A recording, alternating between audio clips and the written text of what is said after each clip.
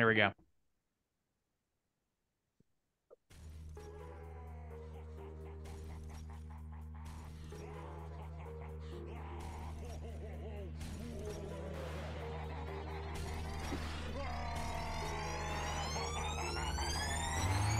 Yeah, we straight chillin', serial killing, pre-cold villains on the mic, got you reeling. 5-star rated from the floor to the ceiling. If you catch a 1-star, no time for feelings. Got a demon DJ on the ones and twos, by the name Beelzebub, so don't get confused. So grab a seat by the fire, roast a mallow or two, and prepare to hear the legend of the straight chillin' crew. What up, nerds, and welcome to another propaganda-filled episode of Straight Chilling, the weekly horror movie review show where you chill and we kill, slice, dice, and chop up yet another horror movie. My name is Bob, and I'll be your host for the evening. This is episode 425, recorded Tuesday, May 30th, 2023. Tonight we're talking about another Patreon pick. This was chosen by ya boy Naderade. The movie is none other than Starship Troopers from 1997. Before we get into it, let me introduce everyone else on the show. First up, calling in from Washington, D.C., we got your boy Randeezy. What's up, man? I'm doing my part. How's it going, buddy? Good to hear from you.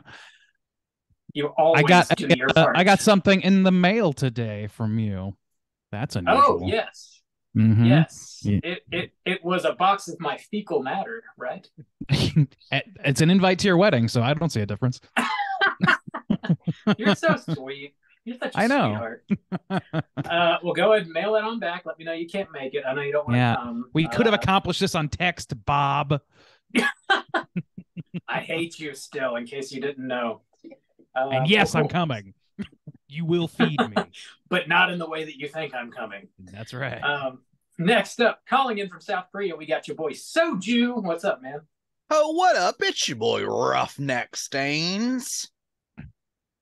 So rough. So rough, so right. That sounds like the beginning of a Tide commercial. Somebody saying something along those lines, and then Mom's like, "I've got this one covered." No neck is too no rough more for Roughneck Stains. Roughneck stains. You got a real sweaty neck. Oh yeah, real it's sweaty, super leathery, sandpapery neck. Damn, all the ladies say so. They love it. That's what they like to see. That's my trademark. His fucked up neck. Oh, man. Last but not least, making his triumphant return to the show. Everybody, welcome back your boy, Matt. What's up, man? All space, no vampires. Would you like to know more? I would like to know more. The people were so fucking jazzed about you being here, they cut you off. Yeah. All space, no vampires. Yeah, dude. It's been a while since we had you on, and you're like our sword expert, and now you're just gonna have to become our weapons. You're expert. just our war expert. You're our combat guy. We got us a combat guy over here. I got a lot of studying to do. Holy shit. Yeah. Our man in the trenches, so to speak. You know Tell about us what you know about lasers. space railguns. Magnets? Yes, that's correct. Fantastic, thank you. But yeah, you got a sword school that you teach at, and you got your own podcast about sword stuff. Why don't you remind everybody where they can find you and what you do? Oh yeah, so the podcast is called Swords in Stereo. It's in any podcatcher that you have, I'm pretty sure. Yeah. And then the sword school is here in Jacksonville, Florida. It's called Bold City Longsword, and we teach historical fencing, German longsword, Italian rapier, and sword and buckler. Nice. So if you want to slice and dice, Yes, I'm desperate. but not anything, nothing that sharp. Yeah, if you want to learn how to fight with swords, Bold City Longsword, they got you. And definitely check out Sword in Stereo as well. Everywhere you get your Yeah, podcast. we talk about dicks a lot. So if you like swords and dicks, that's the podcast for you. Yes, Ballot Cast. Tune in. Awesome, man. Well, thanks for joining us again. And yeah, before we get into the main event, we got some housekeeping to tackle real quick. Let's do it. The June poll is closing in a matter of hours as of this recording. 90s invasion was the theme for June, and it looks like Mars Attacks is still riding with about 50% of the vote. Whoa, All right. Thumbs down from Oh yeah, thumbs down. here. Not a Burton guy, huh, Matt? Oh wow. Yeah. You want to? What did you you wanted win? Independence Day? This huh? This is the propaganda episode. So if you want to lay it down for people, now's the time. Go for it. I don't really find any of these movies great. Okay. But I find Independence Day more entertaining. Yeah. Welcome to Earth. Yeah.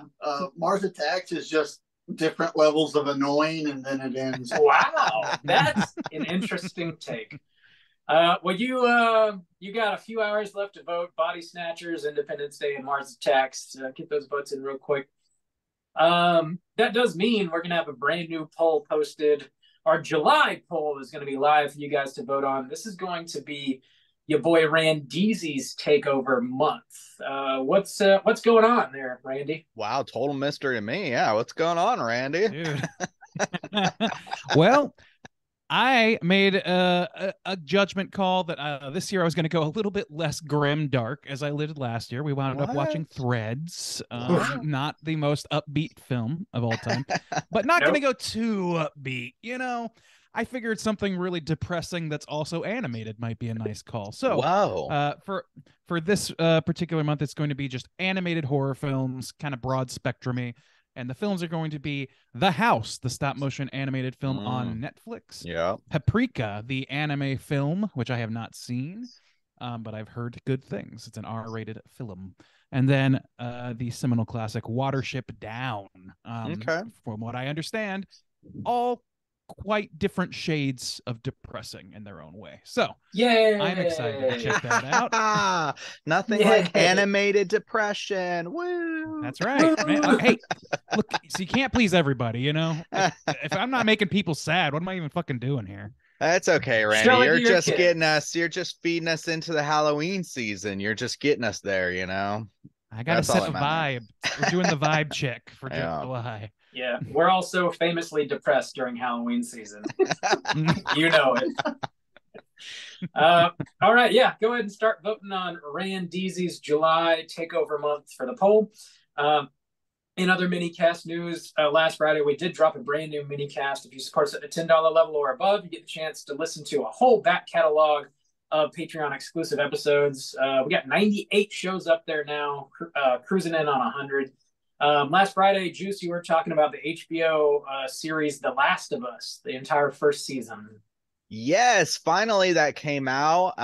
So yeah, that was a big hot commodity this year, and it was adapted from a video game, and it was really quality. A lot of people, we had our own Slack channel dedicated to it for a while, and now you got my full thoughts on that.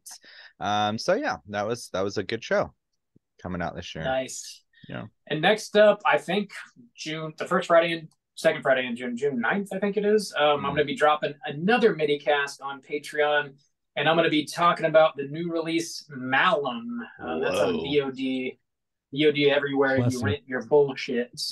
Check out Malum, and then check out my thoughts on Patreon. Nice. Is it Malum or Malum? Malum sounds more fun to me. My lumps. My lovely lady lumps. That's probably it. True horror. My lumps. Yeah. Check it out.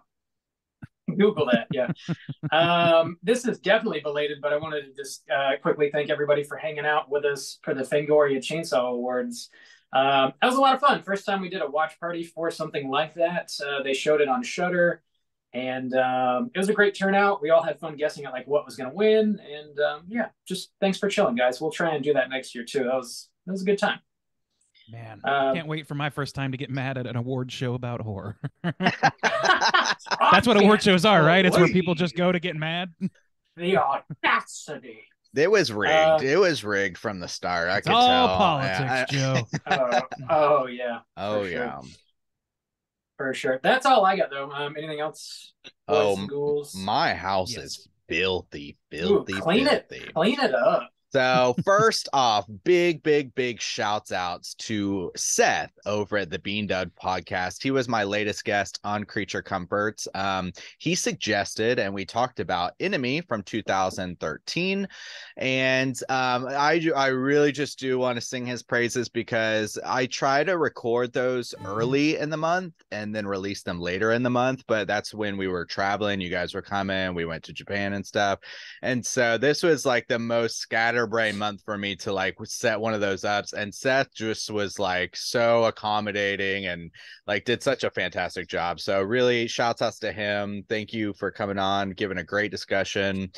So you can check that out over on our YouTube. Also too, we have a new event coming up in Seoul. Our second event in Seoul is coming up. We still got a while. It's going to be July 22nd, Saturday, July 22nd, but we're going to be doing some screenings. So it's called Summer Chills. And Korea actually has a tradition of releasing horror movies in like the heat of summer. It's like the summer chills will keep you cool is kind of like the idea of releasing horror films in the summertime. So we're going to be doing a double feature screening, hosting that with the Dark Side of Soul guys. Sean's going to be there. And so, yeah, that's going to be a lot of fun. If you are in the Seoul area or in Korea, or you just want to fly over, you know, for a special Seoul screening, come on over. We'll be doing that in July. So excited about that. I think that's all of my housekeeping. Sweet. Well, I have something to add. Well, Randy, which clean is the your same thing I've been filthy singing house. about for a Holy while. shit. My episode of Horror and More with Anya Gore is officially out. Some delays there. I'm just still riding that train. I'm Just ride really that train as far as I milking that can. feature, aren't you, Randy? I've been doing things. I mean, I do stuff. I'm doing my part. Yeah, horror and More with Anya Gore. We're talking The Innocents. Check it out. Check it out. All right. I think our house is clean. You think so, huh? His house is clean. All right. Let's get into the main event. We are talking about Starship Troopers, and we're kicking it off with the back of the box. What's on the back of the box?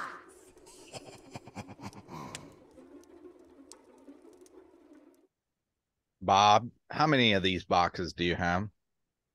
Just one, but Okay. it's a steel box with no words on the back, so I can't read Ooh, anything. steel blue, baby. All right, You that's can't what I have like words on steel. That's what Can't, you can't do it. You got to etch them on there. Yeah, all right.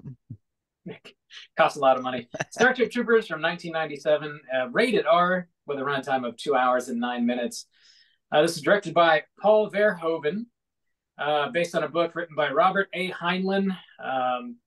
Stars Casper Van Dien, Denise Richards, Dina Mayer, Neil Patrick Harris is in this joint, Michael Ironside, fucking Jake Busey, a bunch of other folks. fucking Fucking fiddle playing ass. Gary Jake Busey. toyed with some curse names as nicknames for his kids, as we all know. Fucking synopsis brought to you by IMDb is as follows: humans in a fascist, militaristic future wage a war with giant alien bugs. Short and sweet. General Mangs, Very had you seen this movie before, and would you recommend people check it out? Matt, why don't you kick us off, man? Yeah, I believe I saw this in the theater when it came out. I was a sophomore in high school when it came out, and I snuck in. Ooh. Yeah, so I got to see some boobies Bad when I was boy. way too young to see them. Ooh. But yeah, it really stuck with me. I didn't understand it was a satire at the time, so I was just like, these people fucking love the military. This is awesome. Maybe I'll join the military. And then I did. I want to do my part. Yeah. This But, inspired Matt. I really enjoyed it at the time, and it was nice to go back and look at it as an adult and see the shit I missed at the time. Yeah, for sure. You recommend people watch it? Yes, go see it. Okay. In theaters now. Check it out. Ray and Deezy, what about you? First time for me. Yeah, this is one of those movies that I always was vaguely aware of. I knew people that really loved it. But it looked really dumb to me from the jump. So I never gave it the time. I was happy to finally get to see it because over the last several years, it's like come up more and more, and it's become clear to me that there's maybe a little more under the hood than I anticipated from this movie when I first heard about it at whatever 7 years old. Somehow I didn't get the subtext from the trailers when I was 7. Yeah, so I lightly recommend this movie. I think I want to get into it, and maybe I'll have a different opinion by the end of it. I don't think that it's a must watch for me, though. Certainly not a strong horror film. Like, it's not in that realm as much. But I think you could definitely do a lot worse in the action realm. Right on. Light recommend for me and Easy. Juice, what about you? Yeah, I'd seen this before. I'm surprised Randy hadn't, because I feel like this is one of those movies that was on like either the Sci-Fi Channel, or maybe it bounced around a couple different cable channels for a while. And also too, maybe I can't quite remember, but one of my earliest exposures, if I didn't see the movie yet, was they had a show that was out that I used to watch. Yeah. Yeah, Are it you was talking like VR Troopers right now? no, it was like Okay. it was in the same kind of, it was computer animated, and so this was back in the day too. I think it was 1999. So you're talking like Beast Wars style, It yeah, was animation. it was called Roughnecks Starship Troopers Chronicles. I watched that shit too. Yeah, It's yeah. like a And kid's show. it Yeah. was a kid show, yeah, but it was the same squad, and it was kind of like their missions, or what, that the episodes were like grouped in as missions, like we go to this planet, we do this, and they were like in groups of 5 or something. But yeah, it was pretty solid show, at least back in the day. I love the shit out of it. It actually is on YouTube still, but in a terrible quality. Uh-oh. Yeah. Yeah. But I mean, I like, love. it's like a zoomed in screen. It's like already low quality, and then like zoomed in. We need a So 4K release now. we do. That's a blue I can get but yeah, it's I cool think to know that that you needs to watch be that. seen on a tube TV. Like, there's some shows that I'm like, I'm glad that the sands of time turn it over, and the best you're gonna get is this rough, disgusting, shitty copy of it in some way. There's something lovely about that to me. Well, yeah, Not an archivist. That's yeah. So, anyways, I would recommend people check this out. I think it's a lot of fun. I do think it's dated in a lot of ways, but that kind of adds to the charm for me now, watching it now. And yeah, I think it'll be a fun, interesting discussion. But yeah, it's actiony horror, sci-fi horror. So I think people have some fun with it if you've never seen it before. But yeah, let's see who's next. Bob, have you seen this before? Have you, Yeah. Bob, do you know there's a show? Have you ever watched that before? No. I tell You have a what. steel case of it? I wish. I saw this in the theater. My parents took me when I was like 9 to watch this, which is mind blowing. Yabo's popping. I know. There's so much nudity and excessive gore. Like, It's not. reflecting upon it, it's kind of nuts. But I enjoyed it. I remember my mom covering my eyes over Titanic, so that's Yeah. mind blowing to me. They may have covered my eyes for the nudity. I don't recall. Watch all this violence, son. Yeah, but these Yeah. All right, son. This is the part that's gonna fix you. I enjoyed it as a kid for sure, and my memory of it was it's just being it's a big dumb fun popcorn movie, and it definitely is that. But watching it a little older, you definitely get a little more out of it. And then upon like doing some research for the show, there's like definitely more under the hood, which is interesting. So you can chew on that stuff if you are so inclined. But it works perfectly fine as a popcorn movie too. So yeah, I recommend it. It's a lot of fun if you're looking for like an action science fiction type joint. Not really a horror, but excessive gore for sure. I definitely recommend it if you're in the mood for that. In summertime, you know, I think we say this all the time, like every summer, but like summertime is perfect for like action science fiction type movies. So yeah, throw it on. Sounds like a pretty solid recommendation across the board from the four of us. So plump, so right. This movie here is plump, so that's right. We're gonna spoil this shit. Yeah, we're gonna spoil the shit out of this movie, and here comes your warning.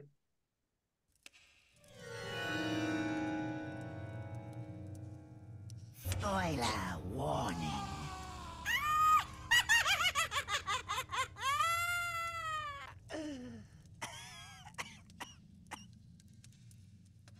Bob, you're gonna need to hit me with that plot synopsis.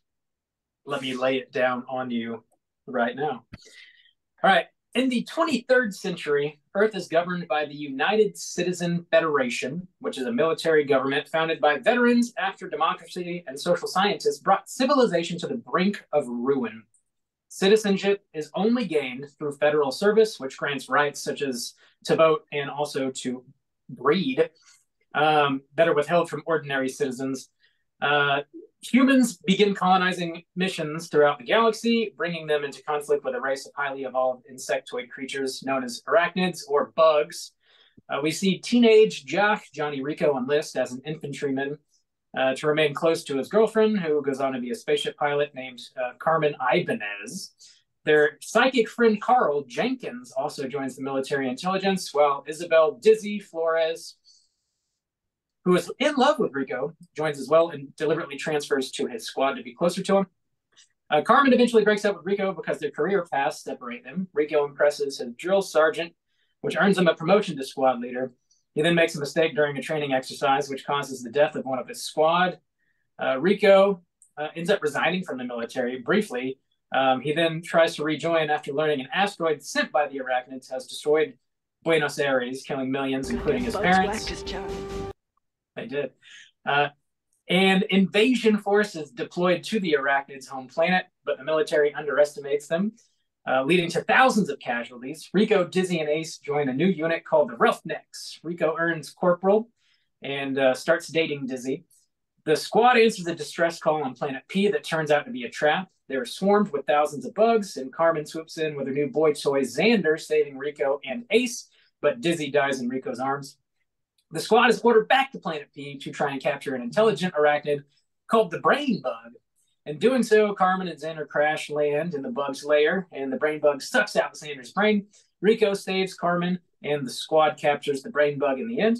The movie ends with a propaganda advertisement explaining the Brain Bug is being studied so they can learn its secrets and secure humanity's victory. It also encourages you to join and do your part while showing Carmen pilot her own ship and Rico storming into another battle with his troops. Roll them credits. Oh, no, not again. Again, every damn time, every time. All right. So Matt, go ahead. I'm sorry. Go ahead. I was just gonna ask Matt. Like, we're gonna do. We're gonna talk at the same time. We had a discussion about not talking over each other today. No. Go ahead. I was just gonna ask Matt, so when you saw this in theaters or whatever, obviously you didn't see whatever subtext we're gonna get into shortly, but it obviously left a pretty good impression on you, right? This is this a movie that you hold dear? Well, I was just curious.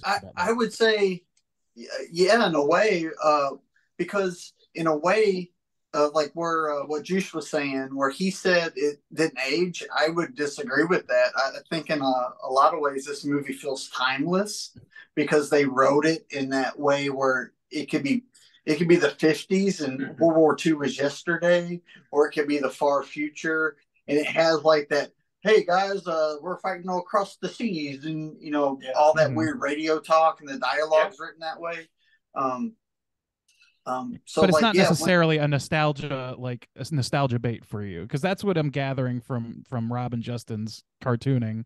No, it's not nostalgia bait. I appreciate that they stepped up. This doesn't feel like a '90s movie. It's not written like a '90s movie, and this movie could come out anytime with different graphics, and as long as they sticked with that corny dialogue and everything, it would fit in just fine. The most 90s thing about this is the excessive yabos, actually. Yeah, the cast is pretty damn 90s.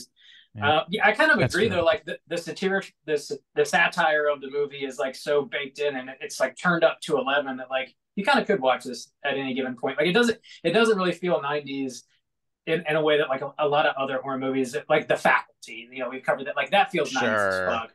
This sort of stands apart from that. Mazzy Star aside.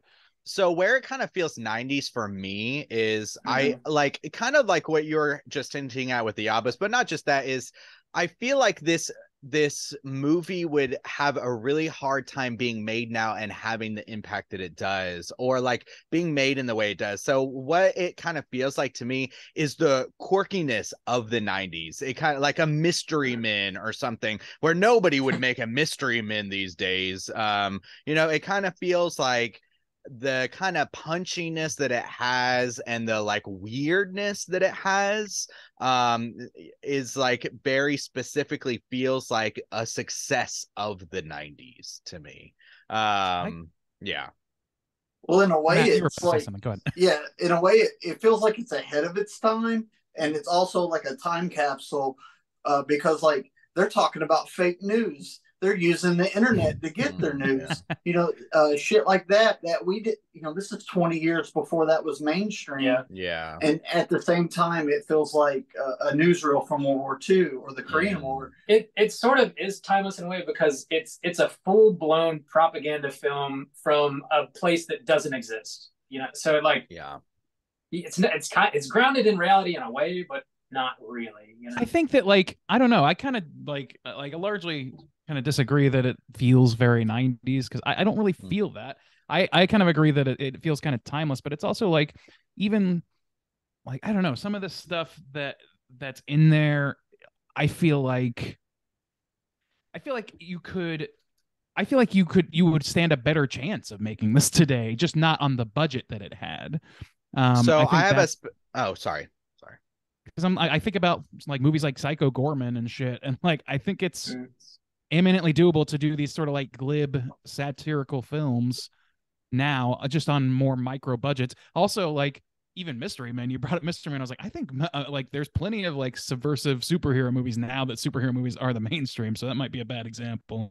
Well, okay, so I have an example of a film that this like its themes are like very similar and even its style. And this movie came out in the 90s, and this other movie, so Ender's Game is what I'm talking about. Okay. So this movie to me came out in the 90s. It played up its tone, but it had its message delivered, and it works, and it kind of like lives on in people's memories in that way. Ender's Game is a very similar type of kind of message and even book and things like that, but that came out, I don't know, when did that film came out? 2000 like 11 or something. Yeah, something like that. And I don't remember that movie at all. That was played as like a blockbuster. You come and see it, and it's more kind of taken seriously and like, oh, we're going to make it a film, but it's also kind of cheapened because we got to make it a spectacle, and we got to worry about the box office and stuff like that. Where that to me, that movie has like no impact in my memory whatsoever, where they're very similar specific types of films. So that's kind of, I don't know. I think that the tone that they're trying to strike is way less memorable on its face. I don't know that I feel like I understand what you're saying. Like there are some through lines there, and that movie is definitely less successful. It sticks in people's minds less for sure. Yeah. But I think that has a lot more to do with how fucking boring it is than anything else. Nothing about this fucking movie is boring at all. Right. How This did movie you? is a spectacle feast. For sure. How did you guys think the practical and digital effects held up today? I think I they think held they up held up okay with pretty it. good. Yeah. Yeah. Them using the black screen and making everything dark really paid off for them. Yeah. And then there's only a couple times you can tell they're standing in front of a green screen, like when Doogie Howser shoots the bug in the cage. Yeah. Like that's like the only thing that really stuck out in my brain. Yeah, I agree. I think the spaceship scenes when you see them like floating around in the crafts look up probably the worst to me, but most of the bug action looks pretty solid, and you can tell specifically when it's all practical, it looks fucking great. There is a sequence that really stood out to me when they're doing they're cutting open one of the smaller bugs in school, and then Carmen like pukes all over it. Like that looked fantastic. Yeah, it did. I agree. Really good. I think that like the thing they did that was really really smart about this. I agree that like the space stuff looks probably the worst because that's not one of the harder things to pull off. I think we're so used to seeing space stuff after throughout the course of cinema. that it's kind of easy to clock. But with these things, the action is so fast, the creatures are so fast, so that's really smart from a CG perspective. Like less time to clock incapacities or whatever, or whatever, insufficient graphics. But also like the flesh of the monsters, for the most part, doesn't need to be too fleshy, and it doesn't need to mimic anything that we would recognize as organic. Like an exoskeleton is a lot easier to sell, I think, to the human eye than, you know, something more fleshy. Like the brain bug was a little bit harder sell for me, and it was because A, it was on screen longer, a lot longer, and B, it was a more fleshy thing, and you can, like, the substance of it was more apparent. But they even did pretty well with that, I think. Like for all of the, like, for it being a little bit weaker, it's still pretty damn good. I think so too. And really, the battle scenes, it's been the thing shooting the blue shit into the sky and stuff like that. I feel like that all still looks fine today, and it's really kind of the set pieces maybe of, like we said, on the spaceship and their kind of spacesuits. But you could, if you're playing that up as retro, you can kind of pass that off, and then just those, like, I'm flying, like the flying scenes look pretty. I think those probably look the worst, honestly. How degrading is that, knowing you're dead from like a bug plasma turd that just got thrown in the can? He shat all over me. Oh God! God damn. Did you guys find this humorous? Did the comedies hit you? Oh, I think the subtextual comedy hit me pretty good, and that's actually what kept me interested throughout the movie more so than anything else. I'm sorry, Matt. I might have cut you off there. Oh no, go ahead. No, that I was done. Go ahead. Oh, okay, yeah. So, like, one of the things I thought was humorous, even when I was a kid watching this, is that all the kids, all the adults in their hometown are just maimed. They're all like missing arms and blind and shit because they're all veterans. And they went through this, and everyone's like, I think I'll still do it. I think I'll still sign up. Yeah. They're so incredibly stoked to sign up and serve too. Well, the scene where they give those kids a gun and the kids are fighting in the gun, they're like, laughing at these kids fighting over, like, literally weapons of war, is one of the funnier things that happens in this movie, in my opinion. The commercials are fucking hilarious as shit. My favorite was the moms cheering their children on as they're stepping on cockroaches, like killing these little cockroaches. Shit was out of hand. What year was this? Did this come out? 97? Yeah. So like this and MIB in the same year? Yeah. That's a year that loved aliens but hated cockroaches. Well, even the, like, tone that they use, like, when they're kind of talking about something serious. So, like, we saw them go through the thing of, like, everybody's maimed, and the guy's like, yeah, good for you, son. And they point out he's got no legs or whatever. But made me who I am today. Yeah, they're talking about things later in a very kind of youthful play kind of way. But the shit that they're talking about is really serious, but they don't bring that tone at all. So when they're like, why did you join this stupid squad? I'm stupid as fuck. Oh, and then someone's like, I want to be a mother. Just like the ideas that they plant there while they're all just kind of joking around, and you're like, well, wait a second, damn, like, I want to be a mother. You're not allowed to conceive, presumably, unless you serve and become a citizen, right? It's easier to get easier to get a license. I mean, Rico's parents didn't join. That's true. Okay. That's true. That sort of, like, bleakness was definitely, like, lost on me as a kid, and then watching it, like, older, I was like, man, this is definitely going for comedy, but it's extraordinarily bleak. And then, like, the more you think about it, the funnier it becomes. Like, they're so fucking stoked. Like, after Dizzy dies in Rico's arms, like, you would think he would be, like, fucking done, right? It's the saddest fucking thing he's ever experienced. And they send him back to Planet P, and he can't fucking wait to go. He's like, I'll go. I'm gonna serve until I die, or you find someone better. It's like, damn, that's the shit, like, man. That whole, like, that's the thing, is, like, nobody in this movie has like human emotions for the most part. Like, the only human emotions on display is horniness. That's it. I would disagree. I think they have the emotions of an 18-year-old, even though all these actors are almost 30. What? Because, like, horniness. I said that. Yeah, horniness and anger and just, like, I know better than everyone else. Like that's what is going on, is that they're kids and adults are stupid and they're going to do this whether that's smart or not. Yeah.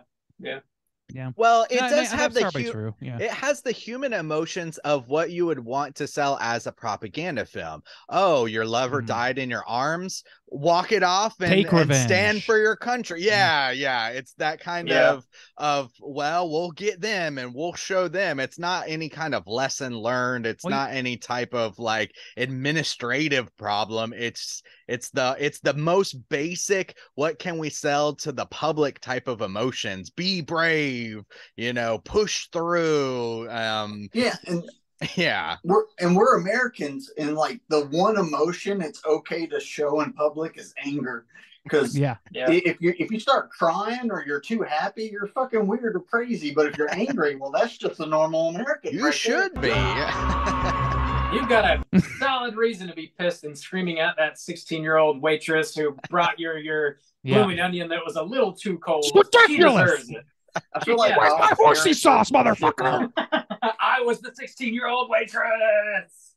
Where's my donkey slap sauce, bitch? Give it to me. Donkey slap sauce. Damn. I mean, give me some of that. Where are you eating, Randy?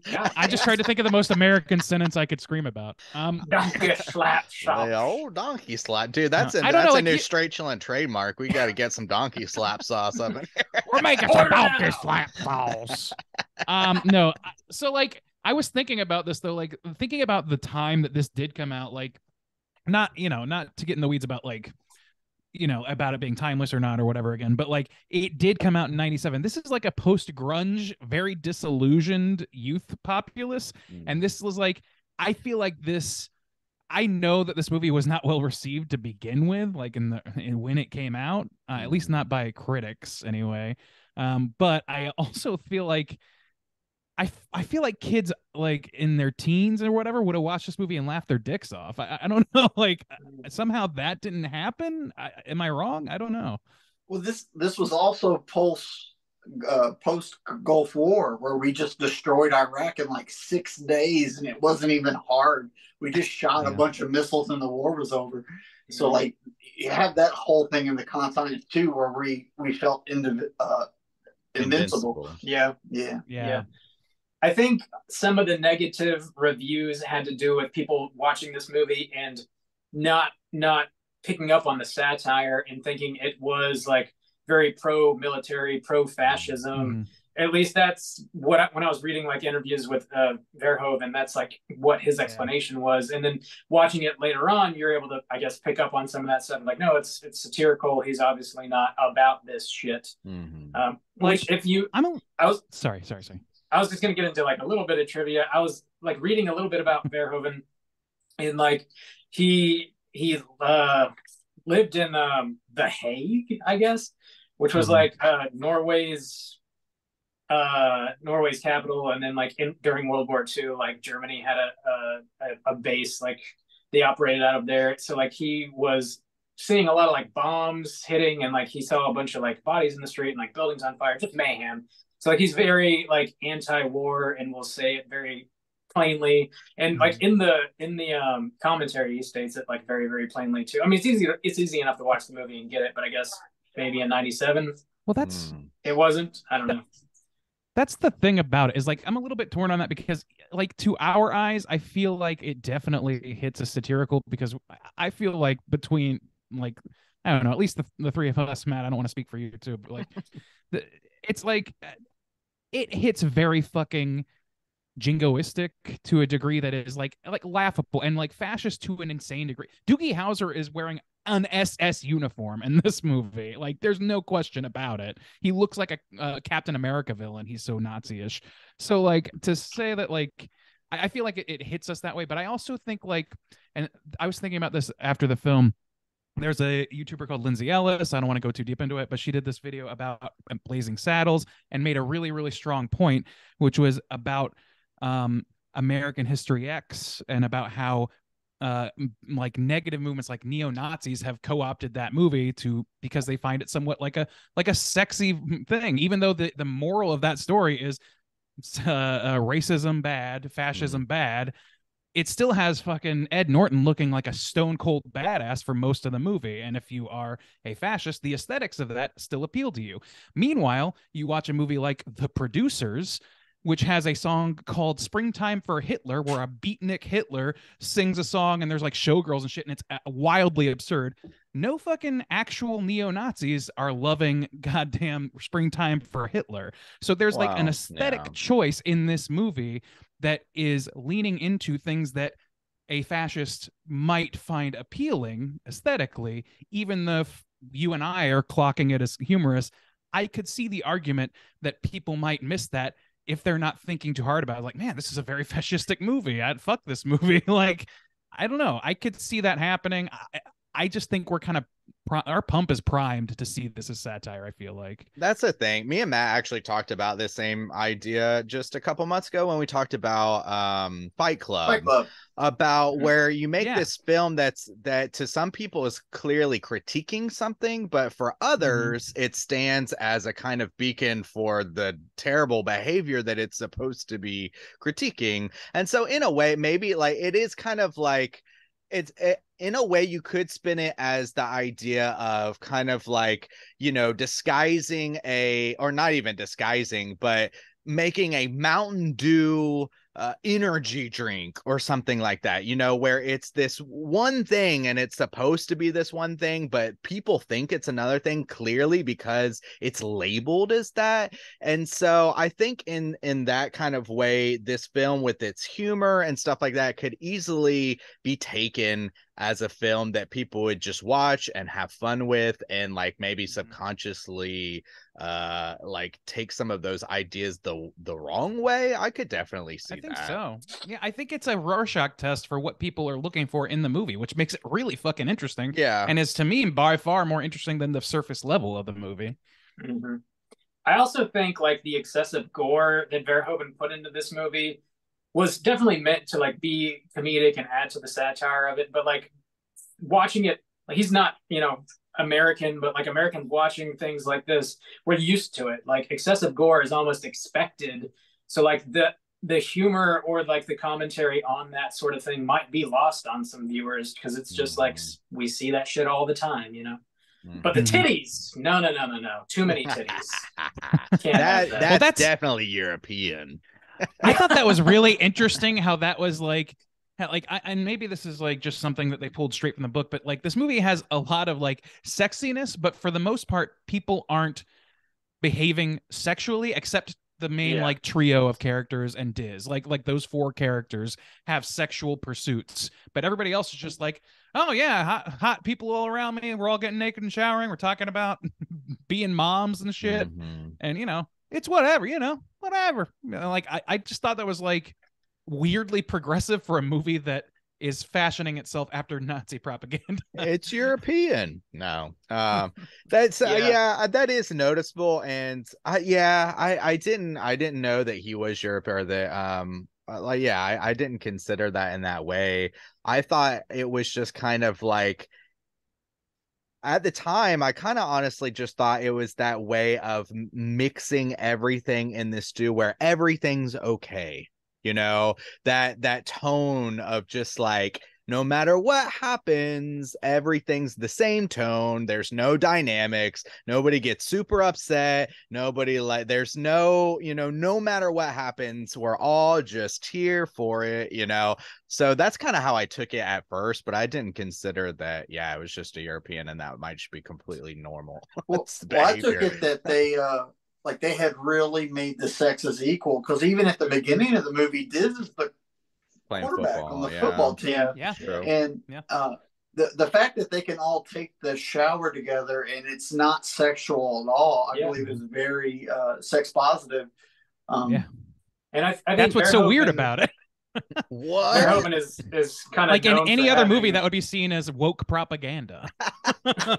I mean, I think Verhoeven is just sort of known for having strong female characters throughout his movies, and they're definitely present here for sure. When they were filming that shower scene, I guess Verhoeven asked the actors to strip nude and just kind of like walk around naked for a while before they shot the scene to get them used to being nude and loosen them up.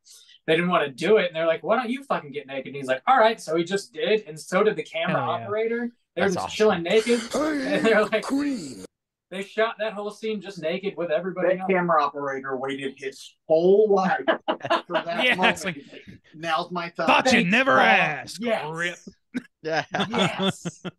That's wonderful. I love that idea because it is. We've talked about this ad nauseum, and we don't have to write it too hard here, but it came up in that was it Wicked City or something like that? We were talking about the Japanese and the kind of extreme points that they took sexuality, but it's just like, to us, yeah, it stands out as a scene, like, whoa, that scene. But in any other movie, it could just be another regular scene. I mean, in Korea too, it's not necessarily mixing with the sexes, but it's like no big thing to go to the spas with your family members. So for like kids to see their dads and their uncles 100% nude often, and same with the daughters and their moms and their aunts and their sisters.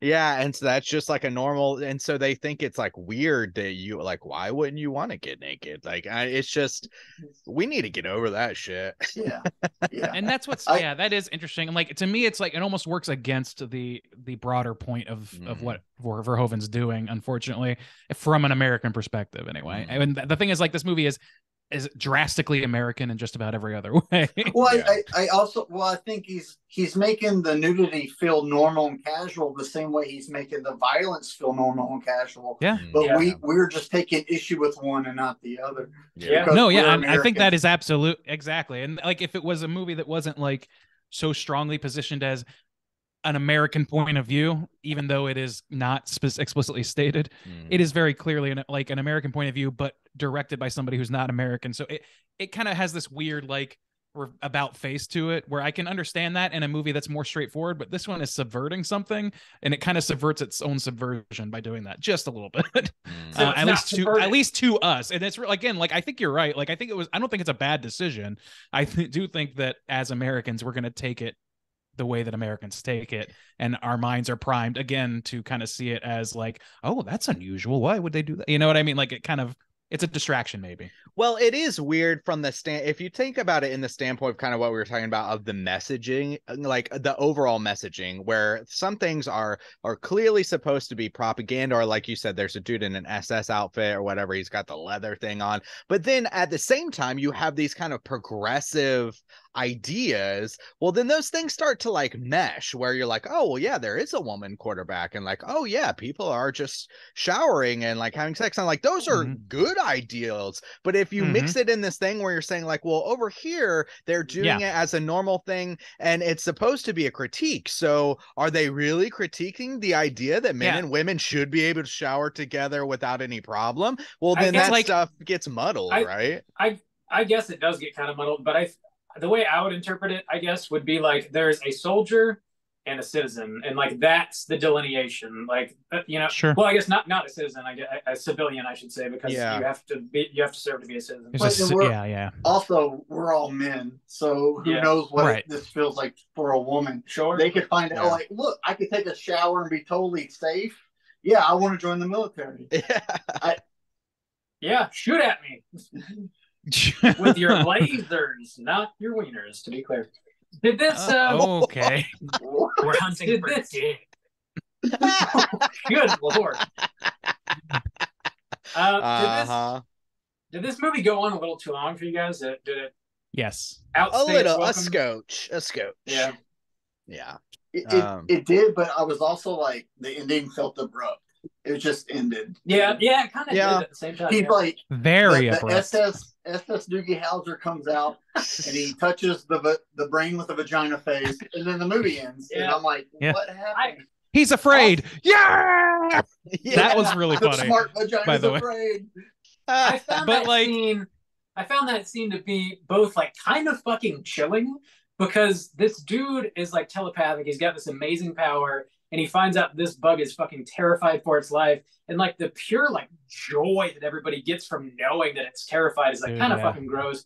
But also like, that's the only time he really uses his telepathy. Like that leads to nowhere. And like, why is it in this movie at all? I, honest to God, did not know he was telepathic. When he did that, I was like, what is happening? Right, I yeah, don't that's understand understandable. this. That is understandable because there's just a couple other mentions of it. Now, that is something that they explore in that show. So in the show, all the people who are separated are essentially just together. So he's part of the squad or whatever. So that comes in a lot more. And so I took it this time knowing, the kind of the critiques and stuff. I kind of took it as some of the like experimentation that the Nazis used to do, looking for stuff like that, like experimenting on human beings. He's dressed like an SS officer, like a fascist or a Nazi scientist. Like there's no way that's not intentional. So that's like specifically stuck out to me this time. But yeah, it definitely wasn't important in this movie. How about the book, Matt? You've read the book, right? Yeah, I read it this week for this podcast. Oh, wow. Look at somebody. Our guests do way more homework than we do. Did you do homework for us, Matt? Yeah, the book was actually pretty boring. Oh. It's real dry. Okay. It's half propaganda and like half the author just reminiscing about his days in the military when everything made sense. He's like, I woke up and they told me what to do and I loved it. I loved it. Well, he was like a pretty prominent sci-fi author, right? Like that's so like I don't know. This is very strange to me that like, well, I watched a little bit of a Verhoeven interview today and on YouTube, and he was saying something along like he puts the fascist elements squarely on what's the author's name? Heinlein? What is it? Heinlein. Robert A. Heinlein. I think Heinlein or Heinlein. I'm not sure, but Heinlein. Yeah, he puts it directly on Heinlein's shoulders and says like, my job was to subvert that. And I like, again, like it's that thing where I like we were saying earlier, like if you're kind of what you pretend to be. So if you are this cool and this exciting while being a fascist, kind of makes fascism seem cool and exciting. So it may not have been an ideal project for somebody who's actively trying to subvert those intentions, or at least he is as explicit as I feel like they are. I feel like they needed. I guess they need to push it a little further because the people of the day really didn't see this that way. It seems like. Well, I don't know. So the novel came out in 1959, and the author of the novel, he was very far left, but he was very anti-communist because you had to be. And I guess as he got older, he slowly became more libertarian. And like this book was just like, I'm going to have these characters spew out my ideas. And if people hate it, it was the characters. But if people like it, it was me. Oh, man. All right. The old soju method. It wasn't me. It's called playing both sides. How you get ahead in life? Soju said that. Hedging my bets. You're gonna look at me and you're gonna tell me that I'm wrong? You're wrong. No, that wasn't me. I was just joking, Yeah, dude, the just joking defense has gotten a lot of play recently, so he's ahead of his time in that regard. Yeah. Matt, were there any like alien bugs in the book? Like, yeah, so there was actually two races of aliens in the book. There was something called the Skinnies, which the humans had already conquered, and like they were a servitory to them. I don't know. And then there was also the bugs who didn't come in until the end of the book. Okay. Well, so the main reason I asked was we were talking about, I guess, the psychic elements. Is that more prevalent in the book or no? No, there's no psychic elements in the book. So this movie totally weird. It is weird, yeah. So the book almost takes place totally from Rico's point of view, and it's a lot of his inner thoughts. Dizzy is a man in the book, and he's only like in one chapter. His girlfriend in the movie, they're just friends, casual friends, and they leave the same day, and then they meet up for lunch once, and that's all you ever see of her. And then Doogie Howser, he's not a psychic. He works on electronics, and he randomly gets blown up, and Rico hears about it in the newspaper. All right. So they added all these side characters because you can't do a whole movie from someone's inner thoughts. Yeah. So he has to have people to talk to and interact with. Was the idea of having to serve in the military to become a citizen from the book? Yeah, it was his. It's this political message where, like, so in the book, you're allowed to leave the military whenever you want, but they make it super hard. And the whole idea is if you would keep coming back and going through all this horrible shit because you want to serve your community, then you're the type of people that they want to vote. And that was like the whole message of the book. Okay. Interesting. Damn, dude. So yeah, if you're willing to put up with like being told what to do and a bunch of shit, then like, yeah, you get to vote. Yeah, like he goes out of his way to say people in the military aren't the smartest people, but they're the people who will put others first, and that's the kind of people they want to vote. And that was kind of his whole political message. Damn, this guy. So Heinlein, I guess, from what I'm not familiar with his work. I've never read his stuff, but I guess he's like considered one of the top 3 hard sci-fi writers of like all time. I guess hard. He's a big deal. Had you read any of his other works or just this? Okay. Yeah, I don't know. It was news to me that this movie was even based on a book. I just thought it was a big, dumb, fun popcorn flick, and it is. I always kind of, well, I mean, not when I was a kid, but I have known since being an adult that it was a book, and partly again because that was the big thing, and probably why it reminds me of Ender's Game is like that whole generation. This coming out, the book came out in 59. That was like the prominence of sci-fi in a lot of ways. A lot of like films that we have now that were sci-fis, they're based on books that came out at that time. And both those books really, you can tell the author was really concerned about the Cold War and the nuclear crisis. But when this movie comes out, all that's over with. We're not scared about the Red Scare anymore. We whooped Iraq's ass in 6 days. So like the culture and the political climate in America is just totally different from when the book was written and when the movie was written. That's true. Join now. Do your parts. You can drink beer after murdering bugs and bang out in a tent and, listen to Jake Busey play the fiddle if you want to do that. Yeah, he's always got a fiddle. Always going to town. That cyber fiddle. The cyber fiddle is my primary instrument, actually. Hey, girl, you made want of green fiddle? Plexiglass. It looks like a prop from a fucking laser tag room, except it's an instrument somehow. And they sent it to him. I bet somebody out there can play the cyber fiddle. He hasn't been eaten by bugs. Yeah, you can really see the script's budget when they open that box. You're like, that's a spray painted Nerf football. That's a spray painted Nerf football. That's a hobby kit. Yeah. For sure. Yeah. I don't know, man. It's an interesting movie. Like taking it fully like as just like the thrill ride that it kind of is. It has problems. Like you were saying, like it kind of ends, but I think that's a virtue of the fact that this movie does not really change cadence ever. It's always 100% full throttle after a certain point, and that certain point is pretty early in the movie. So it kind of like doesn't have like it has like a character arc to some extent, but it doesn't really feel like it has arc on it at all. Did you guys feel that? Yeah, for sure. Because these people are meant to want to serve, and they do so gleefully, and like that's kind of the point of the movie. That's it. Whenever they leave Planet P and then they get sent back. At that point in the movie, I was like, damn, this is starting to feel kind of long. Like, we just need to kind of roll credits at some point. But the brain bug is kind of cool, and him, like, sucking out Xander's brains was dope.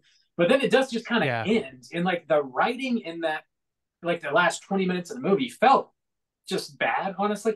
Because, like, they decide, Rico's like, there's no way we're going to go look for Carmen. She's dead. And then 5 minutes later, he's like, you know what? I'm gonna go look for Carmen. Who's with me? I'm like, they save her or whatever. They do a subtle music cue there where you're supposed to go, is Doogie Howser brain fucking him right now? Is that? Oh, I is didn't that notice why that he at was- all. I missed Well, I that, didn't know he yeah. was. Yeah, well, I and didn't they know bring he it was- back up later. Yeah. That's right. He Well, did It's like, say did something you like, tell "Oh, me you how to sent. I find sent you a Klarman?" message." Yeah. Yeah. Oh, Dude, okay. I didn't understand that, but that makes a lot of sense.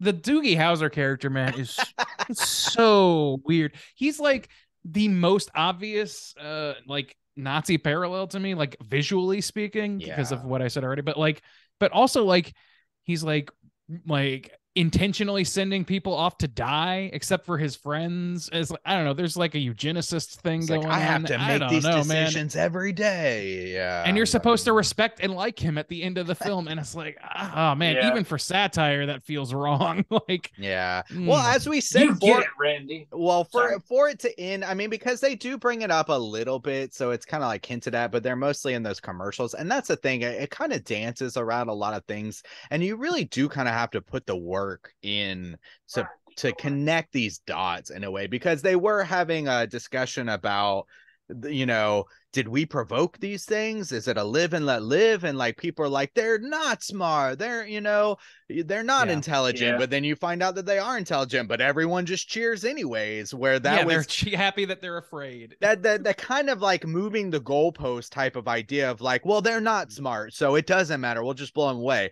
It's like, well, they are smart, well, good, because they're scared of us. It's like, well, like, you know, what's actually going on here? What are we Yeah. talking It's about? a real easy funnel And- to look at, Yeah. objectively, but And this movie does that's not also- invite objective Yeah. thought. because they're necessarily. also making fun of like the 24-hour news system. Yeah. But this is when that was new. Yeah. And like now we're looking at it 25 years later, like a quarter century of putting up with that shit. We're just Yeah. like, that tracks. Only gotten worse. Yeah, it's really fucked us up, definitely- The dissolution of Yeah. objective reality is a real kick in the ass, isn't it?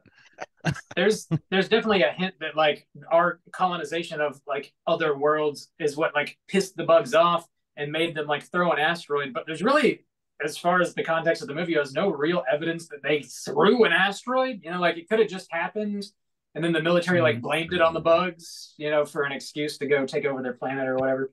I wish Yeah. they would have covered some of that. Like honestly, Yeah. like Yeah. if they had said that, if we had somehow found that out, and then like they kind of did that, like you just said, Justin, like where like, oh, they're intelligent now, and we're just cheering because we know that they're scared of us and we've beaten their asses or whatever, and it didn't change the hate at all. Like if they had done an extra step also where they're like, oh, it turns out that was just a rogue thing. It's like, well, I'm glad it did, because now we knew what we Yeah. had to do, or something like Mhm. like insane. Like I don't know. I feel like maybe I don't know. I'm torn between whether this is like too overt of satire or not overt enough because of how many people don't see what I see in it. It's I like, think it's how kind is of that both. possible? I think it's It, kind of it both. is. It's definitely. I think both. in the same and that's way kind of like this of the bummer of it. Well, yeah, in the same But way also we were the talking interesting about the mixture of the bad things and the good thing. Oh, that's like super progressive. Well, Mhm. this is like super not progressive. And like the mixture of those things, I think it's in the same way of like it's too overt. It's not like Yeah. I think Well, it's got some balance Interesting. problems. And A what's little interesting messy. though is like going back to like sexism not being a thing, but citizenship versus civilianship, those being a thing. But also like within the construct of fascism, there always has to be an outgroup, and the outgroup is a bunch of fucking aliens that you can't even humanize necessarily. So like if you're not one of them, you get to be one of us, and that only lasts as long as that outgroup exists. So they're going to destroy this thing. If they had destroyed those things and then started like eating each other, just for lack of a better term, and like start suddenly like there's a new outgroup established, then all of a sudden it's a very clear satire. You know what I mean? Like I don't know. Like I know that toes the line between like what this movie is trying to do and what I think sells the point home better. But I don't know. I think there's a million ways you could kind of skin this cat, and I don't know that I like how easy it is for people to misinterpret this. It makes me, makes my butthole pucker a little bit. Yeah. Nice visual. Thank Bob's you. loving Thank that. you. Thank you very Oh, much. he is. You guys want to go and rate this thing? Yeah. Yeah. Okay. Matt, why don't you kick us off? Out of 5, how do you feel about Starship Troopers? Awesome. I got some bullet points I'm going to blow through here real fast. Blow 'em. There's a golden girl in this movie. I don't know if you missed her. She's the blind, the school teacher when they're cutting the bugs open. That's Blanche. Nice. Yeah, she's still No hot, shit. even though she's blind and has a weird wig on. And her face is all fucked Even up. though she's blind, come on, man. Well, it looks like she got like acid scars or like something. yeah, like she has I'm just acid kidding. scars and fake hair. Yeah. So the only time they tell you what time period we're in is they sing it in the prom scene, and it's some shitty pop song, and they tell you it's the 23rd century. So like if you don't have the subtitles on, you miss it. By the way, that prom scene was garbage. It was just the 90s for some reason. There was no sci-fi in that sci-fi prom. Like they lost all their money, and they're like, bring your own clothes from home, people. It was really rough. Jake Busey, I was just happy to see him. He was like the most fun part of this movie for me. He put on a cooter suit, but it was not really a cooter, and it just made me happy. And then I just saw his dad. I watched Silver Bullet for the Cut Above podcast the other day, so like I got double Busey this week, and it was really nice. Really. That's a lot of teeth. They played this super romantic Mazzy Star song. I know. Bar, and it's so awkward. And it's the weirdest so choice. It's like this song about eternal love and heartbreak as these two men go ape shit fighting over a woman in this progressive society where that would not be okay at all. And I was literally laughing my ass off the whole time just because of the song choice. Honestly, it would have been. It's a scene that honestly could have been better served by "Song 2" by Blur. Just saying, woo! That would have made more sense than fucking Mazzy Star. I think I found a plot hole. Their hometown got blown up, yet their teacher from their high school just shows up and is in the military now. So, like, unless he was like in the crapper or something, and the meteor missed him, I don't know how he got there.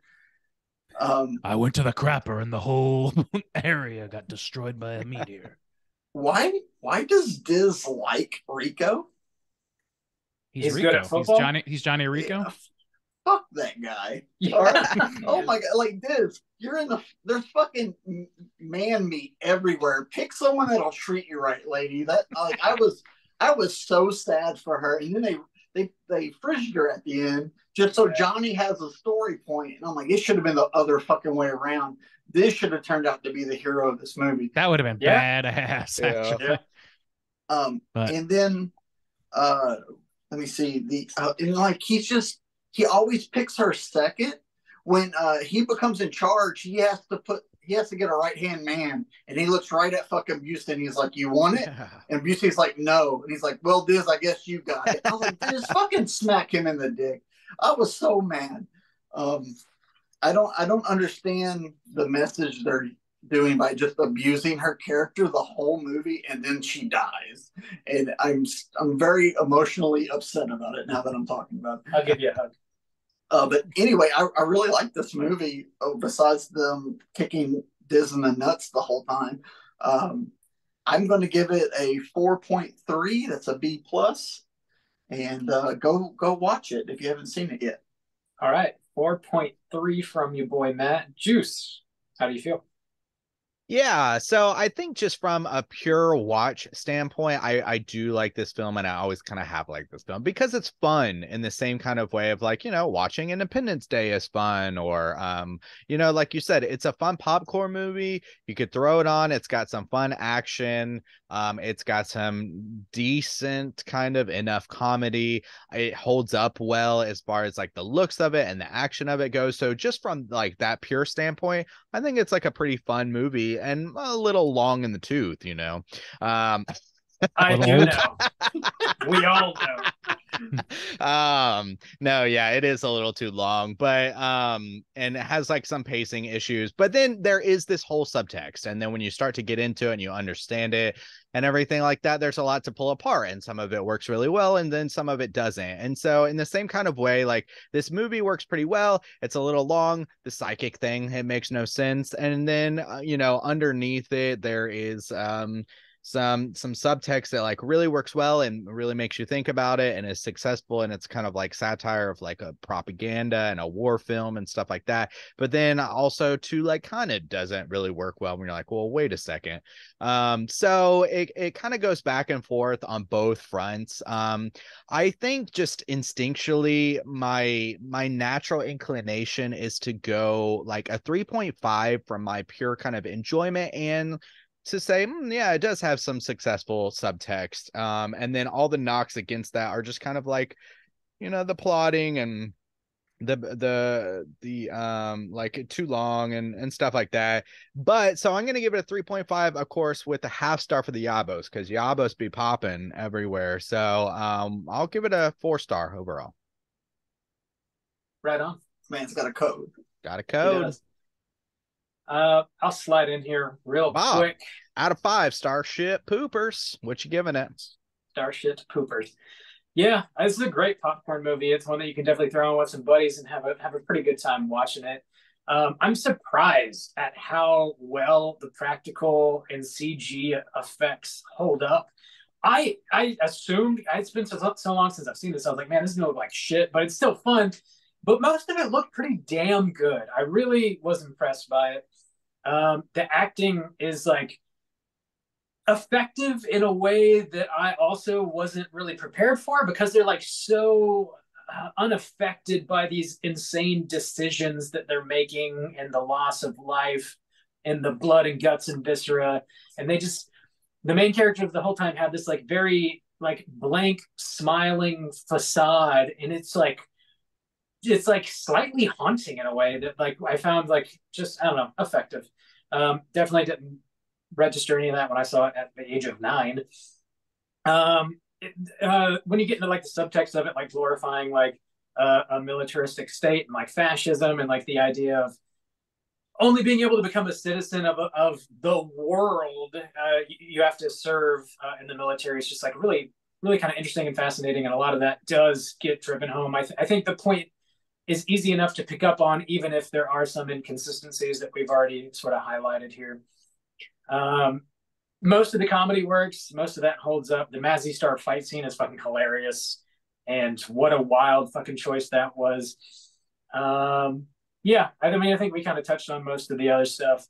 I'm going to come in with a 4 out of 5 as well. Super entertaining. And if you want to dive a little deeper, you can do so. Ray and Deezy, how do you feel? So I feel like I'm not as hot on this as you guys do. I don't have any of the like nostalgia goggles for this at all, and it's not necessarily totally in my wheelhouse on its face even. But I did enjoy myself to some extent. Here's the thing. I think this movie is really funny when taken the way that I think it was intended, that Verhoeven says it was intended. I think that it's got a lot of like really funny moments that hit just right. I think it would probably be a more successful movie to be drinking with friends and watch than it is anything else. Well, not anything else. I think that's the ideal way to watch it for a second time. For a first time, I'm glad that I watched it on my own, because I was like kind of like feeling out that satirical level of it. And I think that I love that exists there. I love that is in there, but I do feel like it's got slightly mixed messages going on, because it is simultaneously criticizing something and making it look badass, and that's a really, really weird line to walk. So I don't know, I feel like it's justified to critique this movie as being intentionally or not somewhat pro-fascist, which I am not down with. But at the same time, I do like like taking it at a satirical level. It is really, really funny and definitely anti-fascist. So I like that dichotomy that's going on, but it comes at a cost. I don't really want to watch this movie again for that. I feel like I can talk about that all I want. The only time I would rewatch this is in a room drinking with buddies and just like laughing at it for the most part. The effects still hold up. That's really good. The acting is terrible. It's mostly terrible, but in a way that like serves what the purpose of the film is. I think I think that it sells some of that satire really well. I also think that it's a byproduct of casting the actors that they cast, and them having the kind of acting they have. I think they casted appropriately for characters that are not supposed to be acted with a whole lot of realism. um let's see. I think it's too long. I feel like Rob, like it's overly long, and at the same time, because it hits that fever pitch of just like roller coaster, roller coaster, roller coaster the whole time, you never really get an arc. It doesn't feel like not a tonal arc anyway, and it just feels like it just kind of drops off a cliff at one point. Those are my critiques of it. I think is I'm a little bit iffy about the mixed messages as much as I like to talk about it and think about it. And the acting is rough to watch. It's a little long, and it's really just kind of hitting the same notes over and over and over and over again. So for me, that puts it at about a 3.5. I'm going to leave it there. Right on. Randy's 3.5 is going to put our aggregate at a 3.95. Pretty good.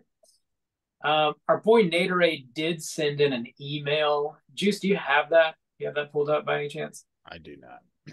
I forgot to remind Console you. Cowboys in cyberspace. Bob, I kind of had a bit of a morning, so You did have a bit of. You pulled the fire alarm of Korea, as I understand. Yeah, is it in the main?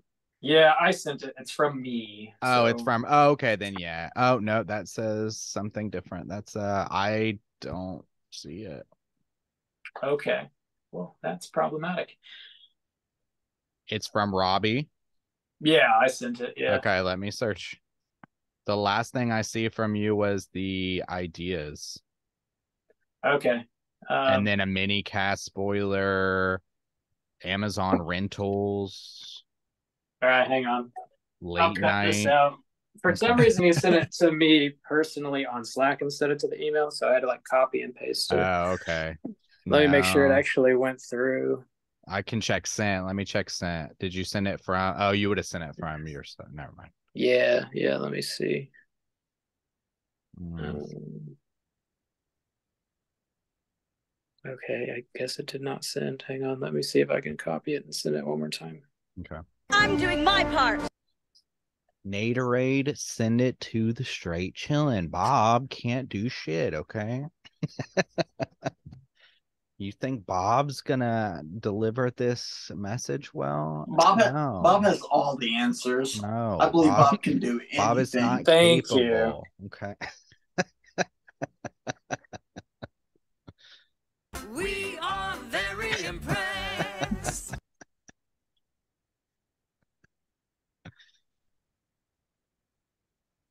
I should see his fingers just flying at light speed right now. Just going to town. There. That's just in his butt. It has nothing to do Years- with his phone or keyboard. He's not even using his fingers. It's all lower half. And now we're gonna have to skip what you've been watching, okay? So thanks a lot for that, Nader. Oh, Iron Fist and Soju. Okay, I sent it again. See if that man. comes through. Okay.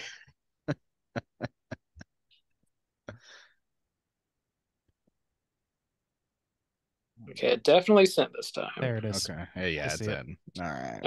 Okay, cool. Let's get a clean break for the edit.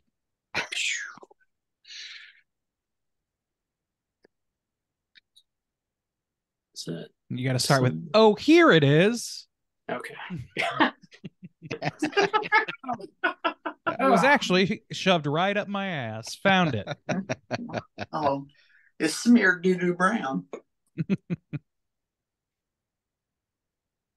Smells like Naderade. Okay. Yeah, so your boy Naderade did send in an email with his thoughts and his own rating for Starship Troopers. Juice, do you have that pulled up? Of course said I do. Of poop. course. I'm ready. Fantastic. I've got it. It's so easy. It's right here at the top of our email Great. list. All Wonderful. right. So, all right. So it starts off. Come on, you apes. You want to live forever, bish. Starship Troopers is a really fun B sci-fi action movie. I watched it when it first came out 26 years ago, you old bish, and I liked it then. But I really fell in love with it when I revisited it a few years ago. It's now a yearly watch for me. Wow. The cheesy acting, the characters, the dialogue hit me in all the right places. The whole football scene speaks for itself. Yeah, we didn't even talk about that football scene. If you're not into that, then this movie's not for you. I have this on 4K, and what still surprises me is how well a lot of the special effects hold up. Not all of them, but most of them. All in all, Starship Troopers is a well-made sci-fi movie that doesn't take itself too seriously, and it's a fun ride. 4.5 stars plus a half star for Michael Ironside. Okay, yeah, we didn't even really talk about him either. He's very yaborific. I love you guys, and I hope you enjoyed the flick. Hashtag hard with soju. Well, there you go. Oh wow. That says soft with wow. soju. That Everybody says knows it. not rigid with Bob. That says melty wiener with soju. Hashtag. That says Nate can't get it up for soju. Okay. Yeah, this bit's still good. It's still good. That's We what can it keep says, yeah. going. That's what it says. There's Oh, more. boy. There's more email I see here now. Oh, he keeps Oh, sending it there's in. another line here. He's live tweeting about soju's wiener. Oh wow. I see. Okay. Yeah, thanks for picking this flick, Naderade. Solid choice, and yeah, we appreciate the support as always. Thanks, Naderade. 3.95. Yeah, thanks, Nate. 3.95 from your straight chillin' crew. Let's go ahead and jump into a Rotten Tomatoes segment and see what the critics and users think about Starship Troopers. Certified fresh to death. All right, ladies and gentlemen, this is the Rotten Tomatoes segment of the show in which I'm going to have these folks guess within the best of their abilities what the critics and users' aggregate positive score is on RottenTomatoes.com. We're going to start, as we always do, with the critic score. Matt, you're our esteemed guest. I'm going to give you the first bite at the apple for the critics. There are 76 reviews to account for here, 76. So out of those 76, what percentage would you say are positive reviews? Well, I don't think this is going to do very well with the credit. Yeah. I think the fart sniffing guys are going to hate it, and then I think the blue collar guys are going to think it didn't go far enough. So, with both of them just mad about different things, I'm gonna call it a 55. 55. All right, Bob, we're gonna go to you next. Where do you land on that spectrum? It's a good guess.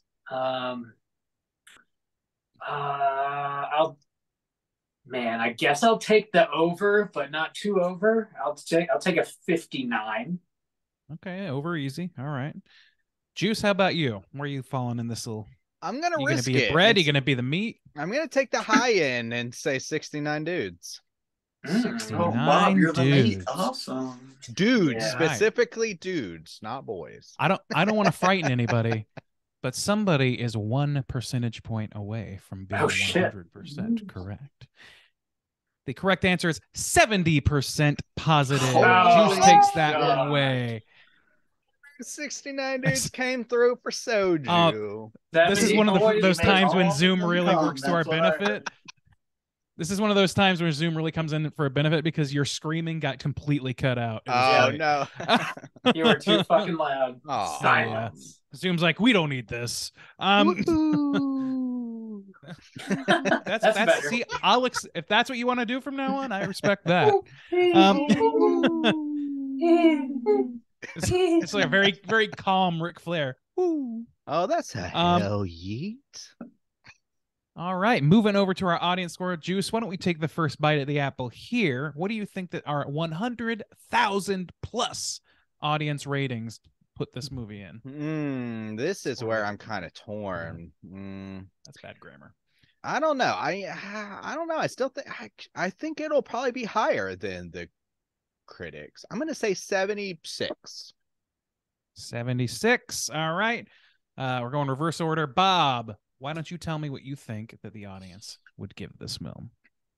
Yeah, I think it's going to be higher too. There's a lot of nostalgia and people, the rise of Rotten Tomatoes stuff. People are getting on and thinking like, "Oh yeah, I fucking love this movie. I saw it when I was a kid." I think that'll definitely factor in here. 76 from Soju.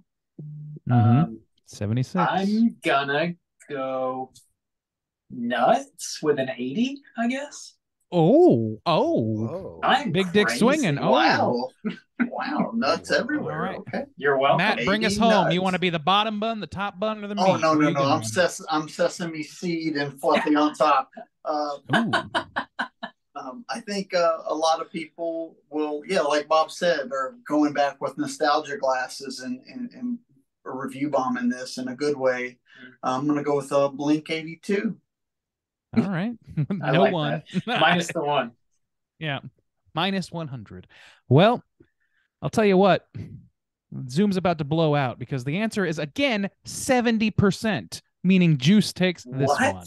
Woohoo. 70%. This is the only movie I can remember where the fucking critic and user aggregate scores were the same number. It like never happens. Yeah, that's I don't think I've nuts. ever seen that before. It's a But conspiracy. also, It's a That's- perfect movie. that's a hell yeah. Well, it's a perfect 70% movie. It's 70% of a perfect movie every time. Every time. Just whinnying over here. Okay. All right. All right. Soju, right on the pulse of the peeps. Pat yourself on the back. And the harder, critics, please. like Jesus. But I will say, I was convinced you were going to say 69 again. I was going to be really excited if you had. All right. I'm Let's really read excited. the critics consensus reads as follows: a fun movie ... if you can accept the excessive gore and wooden acting. Nice ellipses used there, guys. I can't I accept can. that. Yeah. I can. I won't accept it. I'll I'm actually accept it. fine with it. Yeah, I Yeah. encourage it. I'll accept the charges. We're gonna Put it on my tab. now look. Sorry, what? Put it on my tab. Putting it on the tab. I'm gonna go over to the critics and see if there's any funny negative reviews. I have actually pre-screened a little bit and found a I few say things. that there's were gotta interesting. be. There's gotta be. There's a few. There's a few.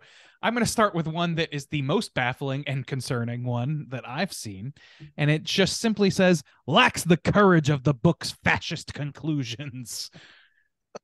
Damn, We want it to be Salon.com. more fascist? Is Yeah. that what we're- Salon.com. Why don't you have the courage to be more Nazi-esque, you motherfuckers? That's a skinhead salon? What are they fucking doing? I don't know, man. They're waxing. I gotta think Yeah. there's some key context missing, but I'm not gonna give it the credit. Not until I see it. See it, believe it when I see it. All right, here's I another get one. my head Lack waxed of- and I get my butthole waxed in the same place. You know, nice and convenient. I gotta be pure. the Moose Lodge. Gotta be pure. Lacking the Pure butthole sophistication. Yeah.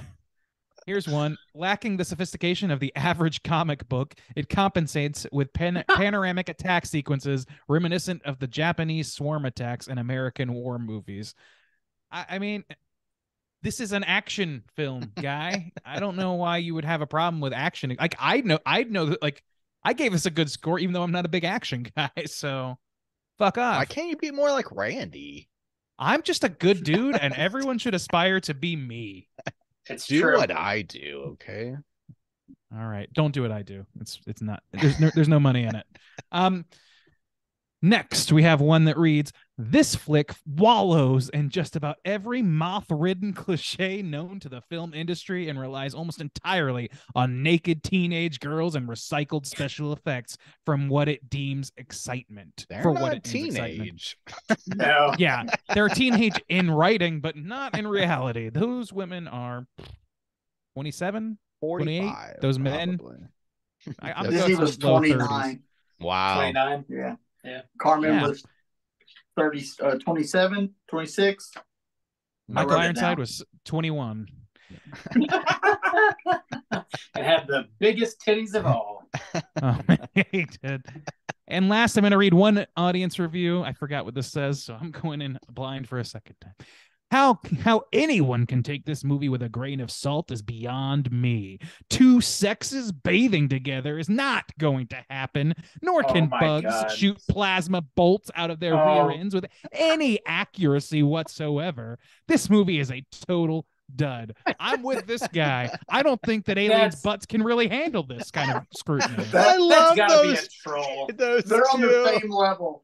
Giant alien butt, plasma turds. people showering together. The same It level just of couldn't responsibility. They're happen. equally incredulous about these two very. That has very- to be a troll. Yeah. I don't believe that. Bob, That's- you should have less faith in man.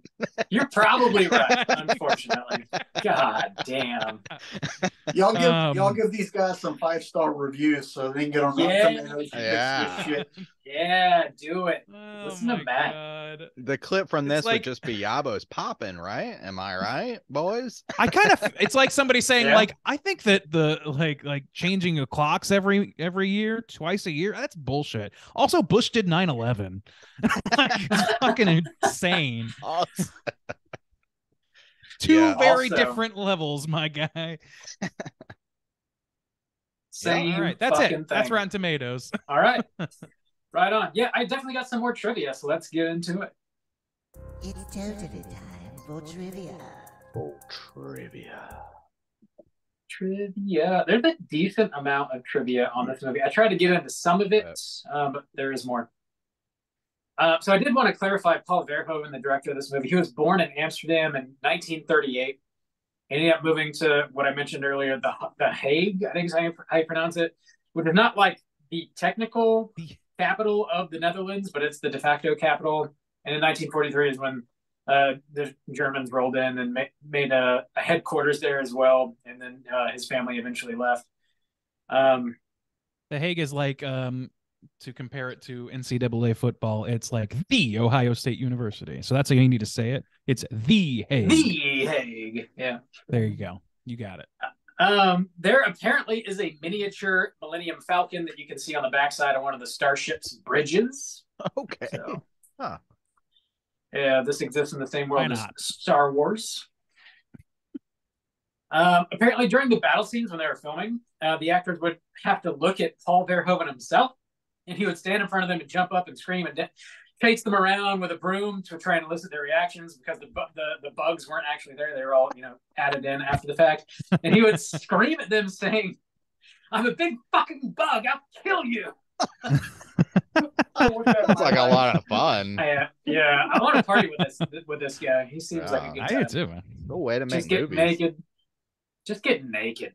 Yeah. Just get about 50-50 party in the woods. 50-50 studio set, 50-50 showering in a Shower Space Marine scene. encampment. Would you do it? You got to keep it equal. It's important. The DVD audio commentary by Paul Verhoeven was one of the very first to be accompanied by a disclaimer at the beginning stating the opinions in the commentary belong to the speaker and not necessarily reflect the movie studio itself. So I guess he said some pretty wild shit on there. The amount of That tracks, ammunition. man. Yeah, it does. He seems like a wild fellow, even in his later years.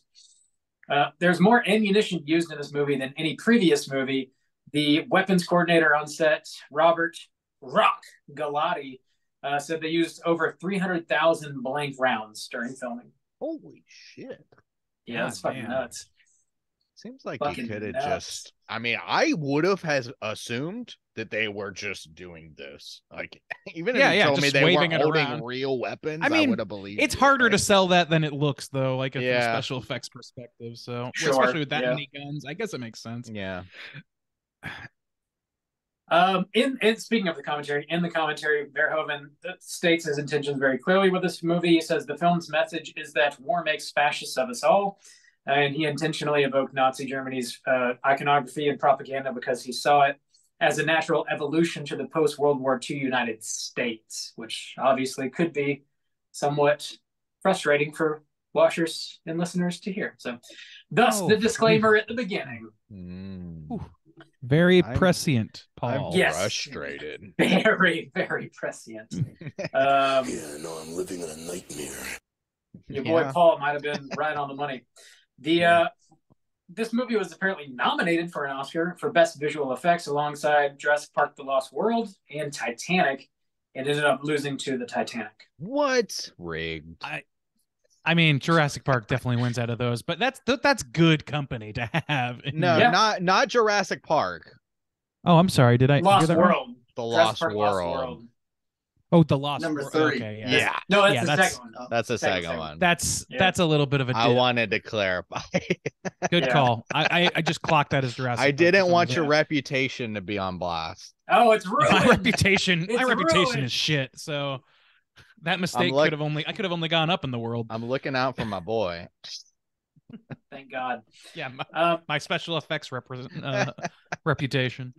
Speaking of the special effects, some of the special effects houses that worked on this movie were Industrial Light and Magic, your boy Phil Tippett, and also there's a team that worked on it. They called themselves, quote, Band from the Ranch, like BANNED, Band from the Ranch.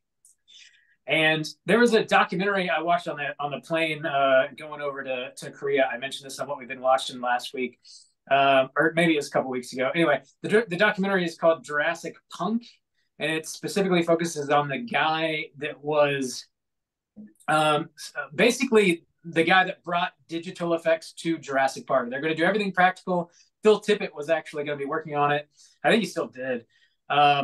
And this guy like went against the grain. Everybody told him not to do it, and he started creating like these digital effects and making dinosaurs walk around that looked incredible. And all of a sudden, they're like, "Fuck it, we're doing everything digital now."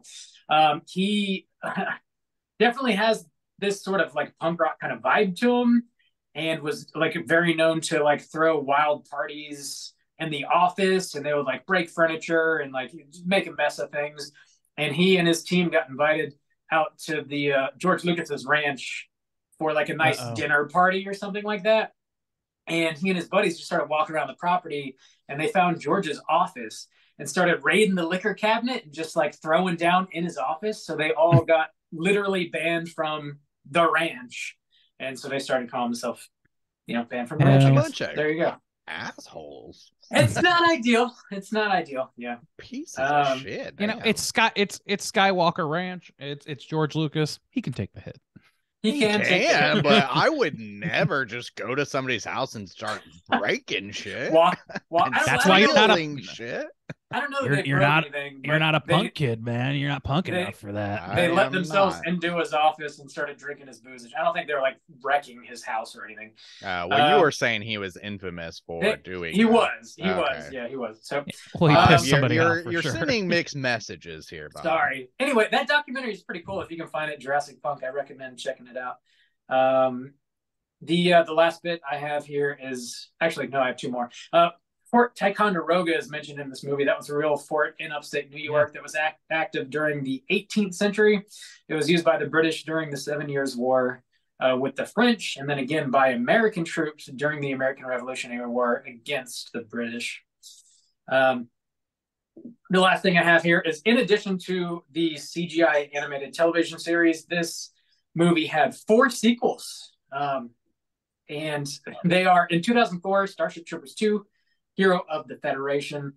In 2008,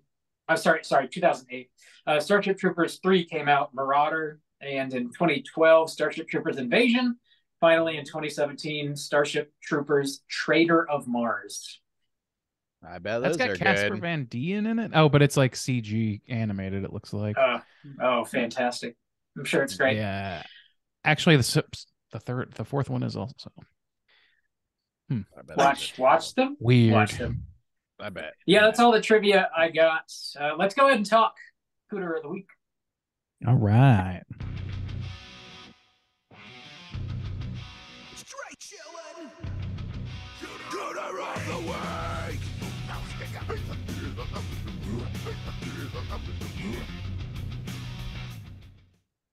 Juice, what is a cooter and why do we hunt them? Oh, Cooter's a character type in a straight chillin' exclusive. Cooter must hit 3 of these 5 points to be considered a cooter, but we want the cooter with the most points. Our guest is going to help us with the cooter points. Matt, on blast, all of a sudden, boom. What are the 5 points of cooterdom? Overall looking attire, sexual deviancy, manipulation, smug arrogance, overall patheticness. Whoa, nailed it. Damn. All right, we've got a cooter hunter elite in our presence. Mm-hmm. He's our military guy. He's our hunter. Fingers and everything. Yeah. You smell him. Oh Jesus! Don't do that, Bob. Bob, don't do it. Bob, stop it. This smells so good. Nasty. Please continue. Like potpourri. Okay. So yes, do we have any strong cooter candidates this week, boys? Anyone pop off in your Yeah, mind? man. Who? I'm gonna jump straight to Barney Stinson. I'm gonna jump straight to Okay, Mr. Doogie SS Howser. What's that himself. fucker's name? What is that dude's name? Neil Patrick Harris. Neil Patrick Harris. Yeah, yeah. Barney. Gonna jump to him. Looking attire, SS fucking officer's uniform. I mean, Instantly a 3 out of 3 there. Not a good look. He's also apparently a psychic. That's a little strange, and very much a clinger to Rico. Well, you could say he's a manipulator because he's manipulating the animals, but he's like totally fine with the idea that he can manipulate people and is kind of like pursuing that. And maybe He's like at some sending point people to their start death, to do. too. Yeah. Well, yeah, that's Yeah. true. Yeah. I was gonna kind of put that as a kind of smug arrogance because he was like, "I have to do this every day. What do you know about it, you bitch?" Yeah, you're just the ones who die. Yeah. Like, you know how hard I'm it the real is. victim. Yeah. I'm the real victim. Okay, so yeah, he's got it. Yeah. He's just like already. got So it. he's got 3 points. Not really Pathetic. overall pathetic, would you say? I think that what we just said is pretty pathetic on his Oh. face on a moral standpoint.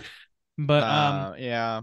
he's capable at his job, so noted in that regard. Like what he's supposed, he's like what's the guy from Glorious Bastards? Hans Landa is capable at being a Nazi, which is just well, yeah. Yeah, Put, doesn't put really that on the count. resume. Yeah. Yeah. yeah. Make a great So. Nazi. Would make a great Nazi. Yeah, so either way he hits. There's no real sexual deviance. If there was some little hint he was like looking at people's minds or whatever sexually, but he's not. But yeah, either way he hits enough, I think. There's them. I think that's a good call. Yeah. I didn't even put him on my list. That he went right over my what's head. your list Who's then? on Tell your me list, who Matt? Well, I got Busey because Busey fills that classic role of the cooter, but then he doesn't really do anything cootery. Yeah. He's just in that slot, and then they forget to make him do the shit that he's supposed to be doing. He cuts them in line, and that's the worst thing he does the whole movie. Yeah. And then he just shreds the fiddle. He just shreds the fiddle, and like he's there for his boys. Like that's it. He's there for his boys. I'm here for my boys. Yeah, because then he like kind of he's the barrel. one who talks to Johnny when Carmen breaks up with him, and and then he goes with Johnny to save Carmen. Yeah, like, him and Carver like from The Wire. He's the seed of a cooter, but he never grew into a bush. Yeah, he saved himself. How to save a life. He's a stand-up dude in a cooter costume. I think that's all right. Yeah. All right. So no Gary Busey, or not Gary. But... I've heard arguments Jake. on our Slack, at least casting some aspersions on Carmen, but I don't see it. Nah, she's Carmen. she's I fine. don't think She's just kind of like a so. blank slate. Her Yeah. and Diz, She's man. just- I think. Go ahead. Yeah. They're just young girls. Like they're Yeah. not doing anything cootery. They're young just young. 30-year-old girls. Yeah. Young, 30-year-old. With children. And or something. even Diz, when she's like being super, she comes off as super aggressive, but as soon as he says no, she backs up. Yeah. Which I Yeah. can respect. And she doesn't. I feel bad try for to- Diz, dude. Diz is Yeah. totally a woman in the fridge situation. She is purely there to be Yeah. like killed so that Rico has some justified anger to take out on which doesn't alien even heads. really flesh out. Which does That's- No, which it they don't doesn't. even play into it Yeah. hard Yeah, she just So- dies. enough. She's It's a one very of the- pathetic role, and sadly. Yeah. She's one of the most fleshed out characters, honestly. Like she actually Yeah. feels like a Yeah. human, you know. True. She seems likable to some degree, which is something Yeah. I can't really say about most of the other characters. Like I actually was genuinely like, she's all right, you know. She's overly clingy to this one dude for reasons unknown, but I mean, aside from that, she's handling her shit. Rico And must then she be gets fucking packing- murked. Packing a hell of a hog is all I gotta say. Could we Had to could we go Customize to, those fatigues. Could we go to the other pilot, the male pilot, because he had some cooter Xander. vibes. Yeah. Yeah. Okay. He was kind of manipulative. He was like, "Babe, you're gonna be the best, but you can only be the best with me." He Kind had of the worst vibes. haircut in the whole movie. He Yeah, did. shitty haircut. Shitty did. So that's one. Shitty Looking one at point. tire. Yeah. He had like forgot to comb his hair, third grader haircut. It's picture But- day. Fuck. I don't know. Counter argument to that though, Juice, is he does like when they think Rico's dead, he's like, or like, I don't know, he's pretty forthright with Carmen, like, hey, your friend Rico was on that export that just exploded or something like that. Yeah. And like he didn't have to say that, or like, oh, he's going out to whatever it was, something like bad happened to Rico, and he's like, Yeah. hey, you should know that your friend Rico is here, or something like that. Yeah. Like after they When realized Diz, he was that's still when alive. Diz died. Yeah. Yeah, he could have like been like mum about Yeah. that and just let It him. was I a don't know. small ship. She probably Yeah. They- She probably would have figured. It's a small just ship. turn around. I mean, she doesn't look in the back. She's like, Yeah. oh Dude. fuck. Yeah. But you got to be told to turn around. think- You're a pilot. You're dedicated to the cause. You're not going to turn Turn around. Like hear his around. voice probably. No. He's not going to notice Ah. her either. Hey, I think we got you, boy Doogie. I think that's All right. That's probably the best bet. Lock him Sounds up. good. Neil Patrick All right. Harris, What you we've been locked up. watching? I can't wait. Yeah, let's talk about what we've been watching. Hey, gang, what you been watching? Oh, I thought you were gonna skip it. Damn, we're getting to it. Yeah, that's Fuck. Fucking A. I just assumed.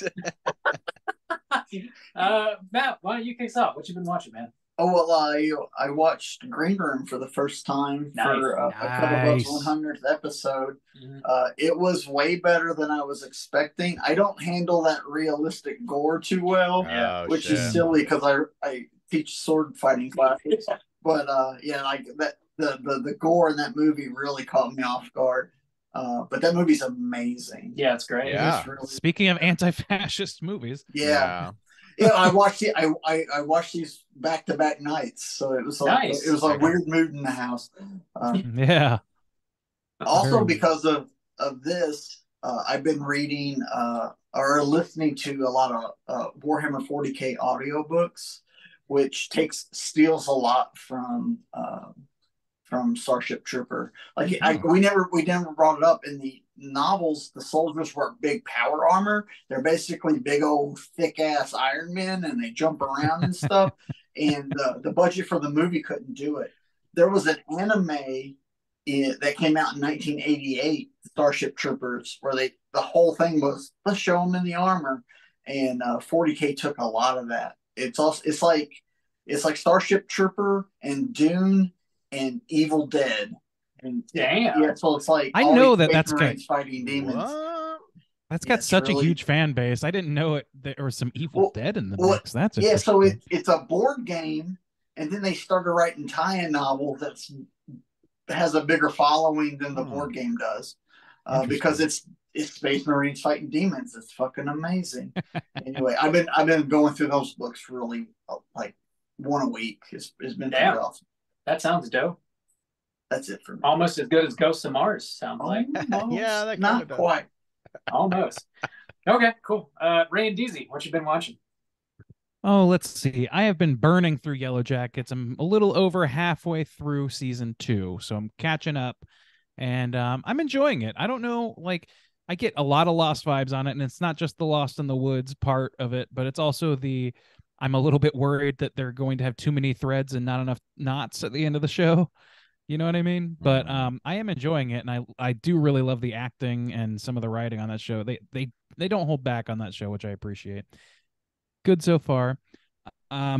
Finished up Succession, final episode this week. Very good season. That show is pretty incredible. I love it. I don't know really what else to say about it. It's definitely a tragic show about very terrible people. So yeah, that kind of fits right into The my world. Sopranos. Okay. Yeah, The Sopranos. Ted Lasso, been watching that. That show is still fun. It's fine. It's light. It's something to counterbalance. Watched The Mutilator, which I hadn't seen in some time, and I had a good time watching that. That's a fucking fun movie, man. I like that movie. It is.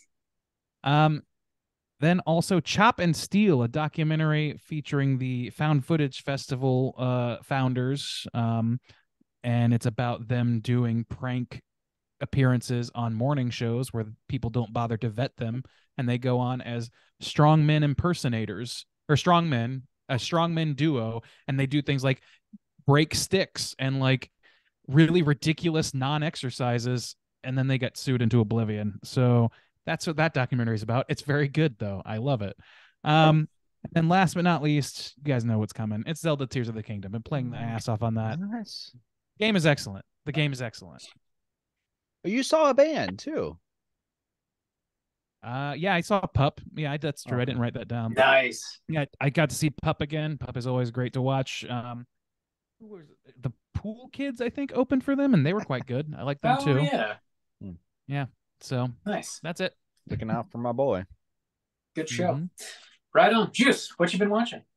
Oh, so many things. First, I watch At Midnight, I'll Take Your Soul. This is a Portuguese film, and my first sighting of Coffin Joe. Wasn't really familiar with that character, but it was good, and I'm kind of interested in checking out more of that. That was a recommendation from our boy Sean over at Dark Side of Soul. Also went on a graveyard tour with him in Seoul, so that was super dope. I watched The Pope's Exorcist. That is with the Gladiator, Russell Crowe. Yeah. And Russell that Brand. was a interesting movie, honestly. I didn't really know much about it going in. I don't think I watched the trailer when it came out. And I actually did a mini cast on it. So that'll be coming out probably towards the end of June, I think, sometime in June. And so just hold out and hear my thoughts on that. But it was, I don't know, it was kind of a weird tone and kind of movie in general. I watched a vampire movie called Byzantium, which was a recommendation from Caitlin from Plug It Up, and that was not on my radar. That was a complete surprise for me. Really enjoyed it, and she has a really good episode on it as well, so check that out. I finally watched Memories of Murder from Bong Joon-ho. Nice. Fantastic. Of course, I'd never seen it before. That was my first watch, and it was great. It was fantastic. I finally watched Stoker from Park Chan-wook. That's like his only completely like English film or whatever. Pretty good. I assumed it was about vampires. It's not. But pretty good. Lower on my list of Park Chan-wook films, but it was definitely interesting. Oh God, here we go. On Sunday, this is one of the earlier films from On Sunday? No. Incendies is what it looks On like, Sunday. but it's French, from Denis Villeneuve. I've been going through these amazing directors' filmography, which has been fantastic. This is a tough watch and different from kind of his. It's not as stylized as his other films, but it is really good. Definitely up there as maybe one of his best. It was just a really hard watch and pretty long. But it's essentially about these two twins whose mom dies, and she gives them letters to deliver to the father who they thought was dead and to their brother they didn't know they had. And so it's a very interesting film. I watched a bunch of Park Chan-wook shorts as well. One is called Shimpan. It was released in 1999. It's about a mall that collapses, and there's this dead body, and two people try to claim the body, and it's kind of a critique on like trying to collect like on the insurance money. Pretty good.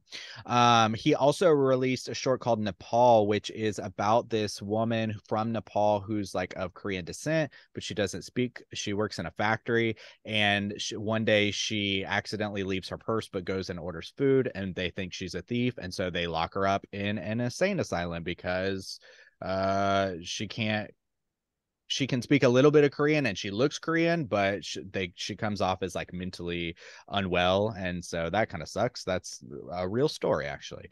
And then he did one just last year called Life Is But a Dream that he shot completely on an iPhone 13 Pro, and I really enjoyed that one because it's got a lot of deep Korean traditional roots to it, and was fantastic for being shot on an iPhone. So yeah, that was really cool, and that's all I've been watching. Bob, what you been watching, my guy? Oh, hey. A lot of shit, man. Succession series finale. Watch that. Great show. Super bummer ending, which you probably could have seen that coming. I didn't realize like how many episodes were in this final season. So the past like 3 episodes, I was like, oh, this must be the end, and it just kept not ending.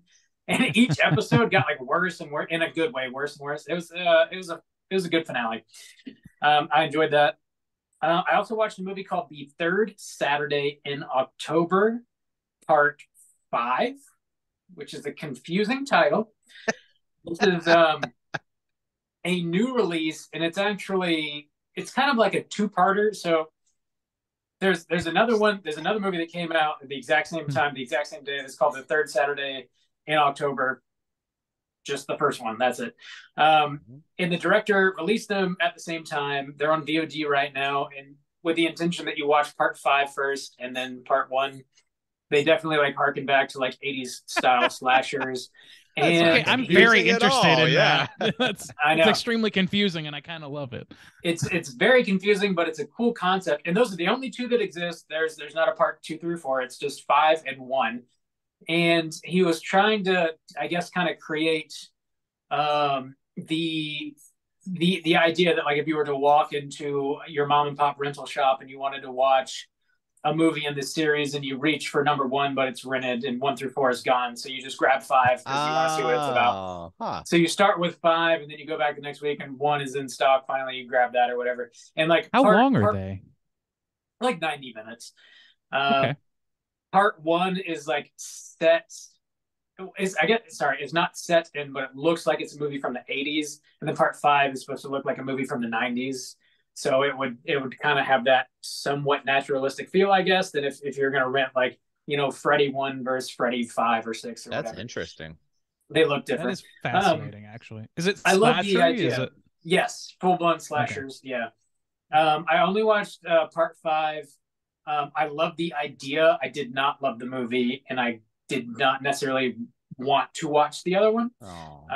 Maybe I will eventually. I was reading reviews online, and it seems very split as to which movie people prefer. I watched the trailer for part 1, and it definitely looks like more stylized. Part 5 did not necessarily feel to me like a movie, like a slasher from the 90s. That's what it was supposed to kind of feel like, though. I don't know. Maybe I'll circle back and watch the first one eventually, but I thought it was a great fucking idea, though, and really interesting. If you want to watch those, they're on VOD. You can rent them now. I also finally caught up on the most recent season of The Mandalorian. Started off pretty slow, kind of meandering, and then kind of circled back around and had some pretty cool shit happen towards the end of it.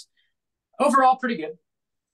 I watched that movie that you recommended, Juice, Locke. Yeah. Which if you mentioned it, I just forgot. It's an A24 joint. Yeah. That was a surprise to me. It's got Tom Hardy. What's it? Just Tom Hardy. Thank you. It's just Tom Hardy in a car taking calls, and his situation sort of worsens as the movie goes. Pretty good. Tom Hardy kills it. He does a great job. But I did not feel blown away by it for sure. I thought it was just pretty good. That's on. I found that on HBO or just Max now, as it's called, just Max. So you can watch that if you want. The last thing I'll mention is I watched this 4-part documentary on Hulu about the Hillsong Church and Hillsong United. I think if I remember correctly, it's called The Secrets of Hillsong or something like that. Yeah. And when I was playing like in church bands for a decade, I had to learn dozens of those fucking Hillsong United songs, like so many. And I didn't know that there was ever any problems with the church or anything. So when I saw there was like a documentary on them, I was like, what? I didn't even know what it would be about. So I put it on. I think and of our course, esteemed friend and guest Nicole has brought that up a number of times, actually. Really? I'm sure she probably has. There's who would have known a mega church pulling in tens of millions of dollars a year has some corruption. Big surprise. I supported them.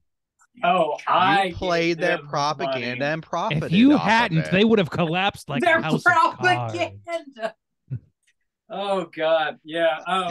I tried to warn you all those years. It was surprising. It was surprising to me. Anyways, that's on Hulu. If you have any interest in anything like that, it was a bummer. It was interesting, but it was a bummer. That's all I've been watching. We'll think about forgiving you, Bob. Oh, please, God, please forgive me. Last but not least, let's go ahead and get into our hotline screams. Time has come. Hotline scream.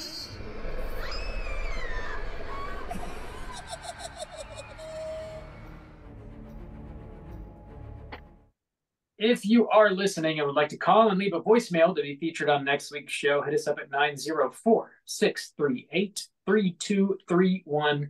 We got 2 voicemails this week. First up, we're going to hear from your boy, Kyle. Let's hear what he's got to say. Bob, my dad really wants his copy of Backdoor Sluts 9 back. If you could return that, that'd be great. Oh, wait, you're asleep. You won't get this message. All right, I gotta go. Bye. I think somebody sleep dialed you. I don't have that videotape, I'm sorry to say. It's probably underneath your bed, Kyle. Have a look. Everyone knows it's Bob's probably a front door sluts. talking about putting things in your Peter. I always go in through the side. Whoa. Jesus Christ. Colostomy bag action. Whatever that means. Good luck on your search for the haunted VHS tape there, Kyle. Last but not least, we're going to hear from your boy, Brandon. Let's hear what Brandon has to say. What up, boys? It's your boy, Brandon. Just, something I said, you know what? I'm going to get behind on times and whatnot. So, first off, it looks like you guys had a great trip. Lots of fun. There's a picture of Rami that he's doing his dance move behind Soja and his legs. It tripped me out every time I see it. Bob, congratulations, man. Huge. Crazy. Made me so happy. You're the best. Anyway, we were talking about the birds episode. I said I got attacked by an owl when I was a kid. I was like walking. There's an owl in the tree in my neighbor's place. We all walked over and we looked at it. We're like, oh, this is crazy, whatever. So now I was like, well, this is boring. Just looking at a bird. So I started walking away. He must have been offended because he flew down and freaking, like, scratched my head with his talons and tried to pull me off. It was so scary. And then he tried to, like, bank, came back for another round. So that was fucked.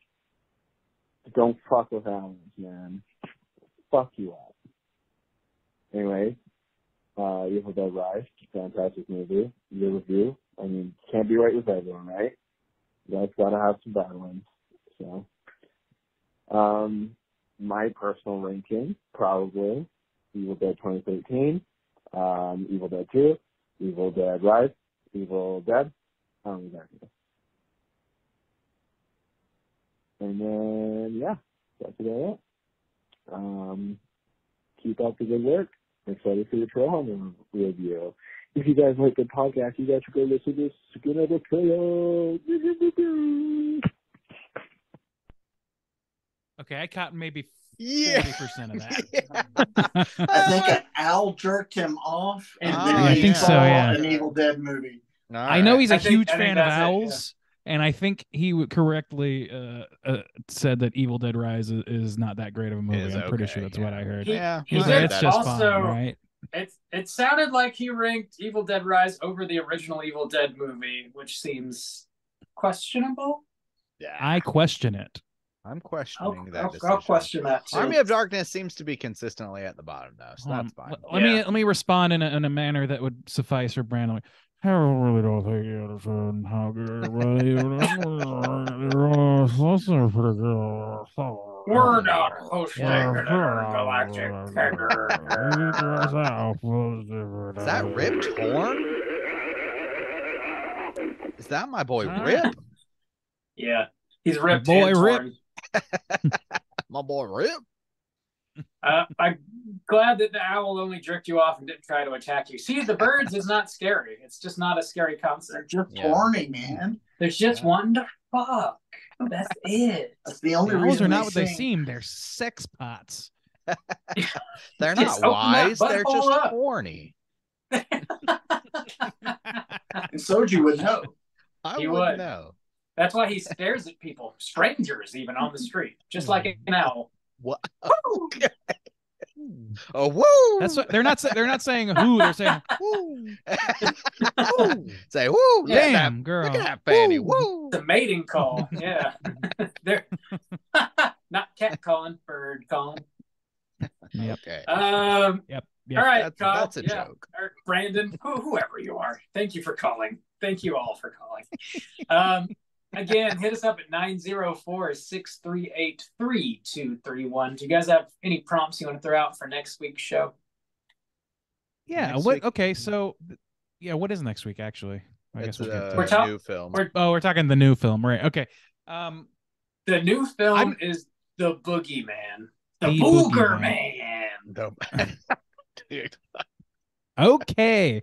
All right. I Well, love okay. it. Using that as a prompt, then. So, what were you afraid of as a child? Like, what was the monster? Was it a boogeyman? Was it something else more specific? Was what it was Justin? what was in your children's night? What was in your Why? childhood nightmares? For me, it was giant ass cockroaches. So this movie today played into that a little bit. Okay. Hmm. I What don't know was- what what mine. I'll haunted- think about it. What haunted your childhood dreams, Matt? Man, I grew up out in the middle of nowhere. I was just scared I'd get lost in the woods one day and never make it home. That's Hmm. legit. That's a reasonable It's lit. fear. Yeah, it almost happened a couple times. That's why I was so scared of it. Hmm. That's how you learn to mind your manners. I I assume. think I legit was scared, like the kind of like night creature of like what scares you when you're going to bed and whatever. I think it was alien invasions. And maybe like seeing X-Files in the background kind of played into that, but I think like an alien coming down and like coming into your room and taking you away. I think that probably things in was your it. butt. Yeah. Yeah, I little don't want Scully. What more I could there be have- to learn about the human anus? I just don't understand the motivation. Oh, Randy. Years and years more stuff. Little do you know. Oh, Randy, I'm still There's a- learning things to this day. You gotta plumb the Oh, depths, discover. buddy. You just There's a whole world I could show I've been playing you. Zelda, but this is the whole real. new world. Gotta find Bob's watch. It's been in there for a decade. I don't know. Good luck. Like nothing I'd ever smelled before in my life. Ah, yes. All right, yeah. So call in and let us know what The was sweet your scent of childhood anus. nightmare. Yeah. Sweet summer Was it? rain. Was it the sweet scent of anus? Yeah, call in. That's a good one. I like that. 904-638-3231. Hit us up. Yeah, Matt, thanks for sitting in with us, man. It's always a pleasure having you. Thank Thank y'all you, for Matt. inviting me. Yeah. I'm glad I Yeah, read man. that book so y'all didn't have to. Dude, yeah. Absolutely. thank Me you. too. I'm always pleased when people read for me. Takes so much Because pressure off. We're all illiterate, so you had Yeah, to do it. there's not gonna be any read for me, unfortunately. I just won't do Florida it. education system. Yeah. Yeah. That's Public right. school. You wanna Yeah, if remind we even have everybody, books available anymore. Yeah. You want to remind everybody where they can find your show one more time, Matt? Yeah, we're Swords and Stereo. Anywhere you get your podcasts, we'll be there. We talk about historical fencing. And then my school is jacksonvillehema.com, HEMA. Nice. Yeah, check them out. Learn how to defend yourself with swords. Boy, like.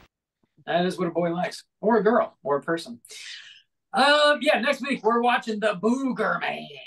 Check it out. Get ready for next week's show. Until then, you can find us on all the socials everywhere. Straight Chilling Podcast. If you want to join in our daily Slack channel conversations, hit us up on one of those social media outlets, and I'll send you a link so you can do so. Join in on the fun. Do your part. We want you. Mhm. Yeah, that's it. That's going to do it for us this week. Until next week, as always, all you mother truckers, please keep chilling.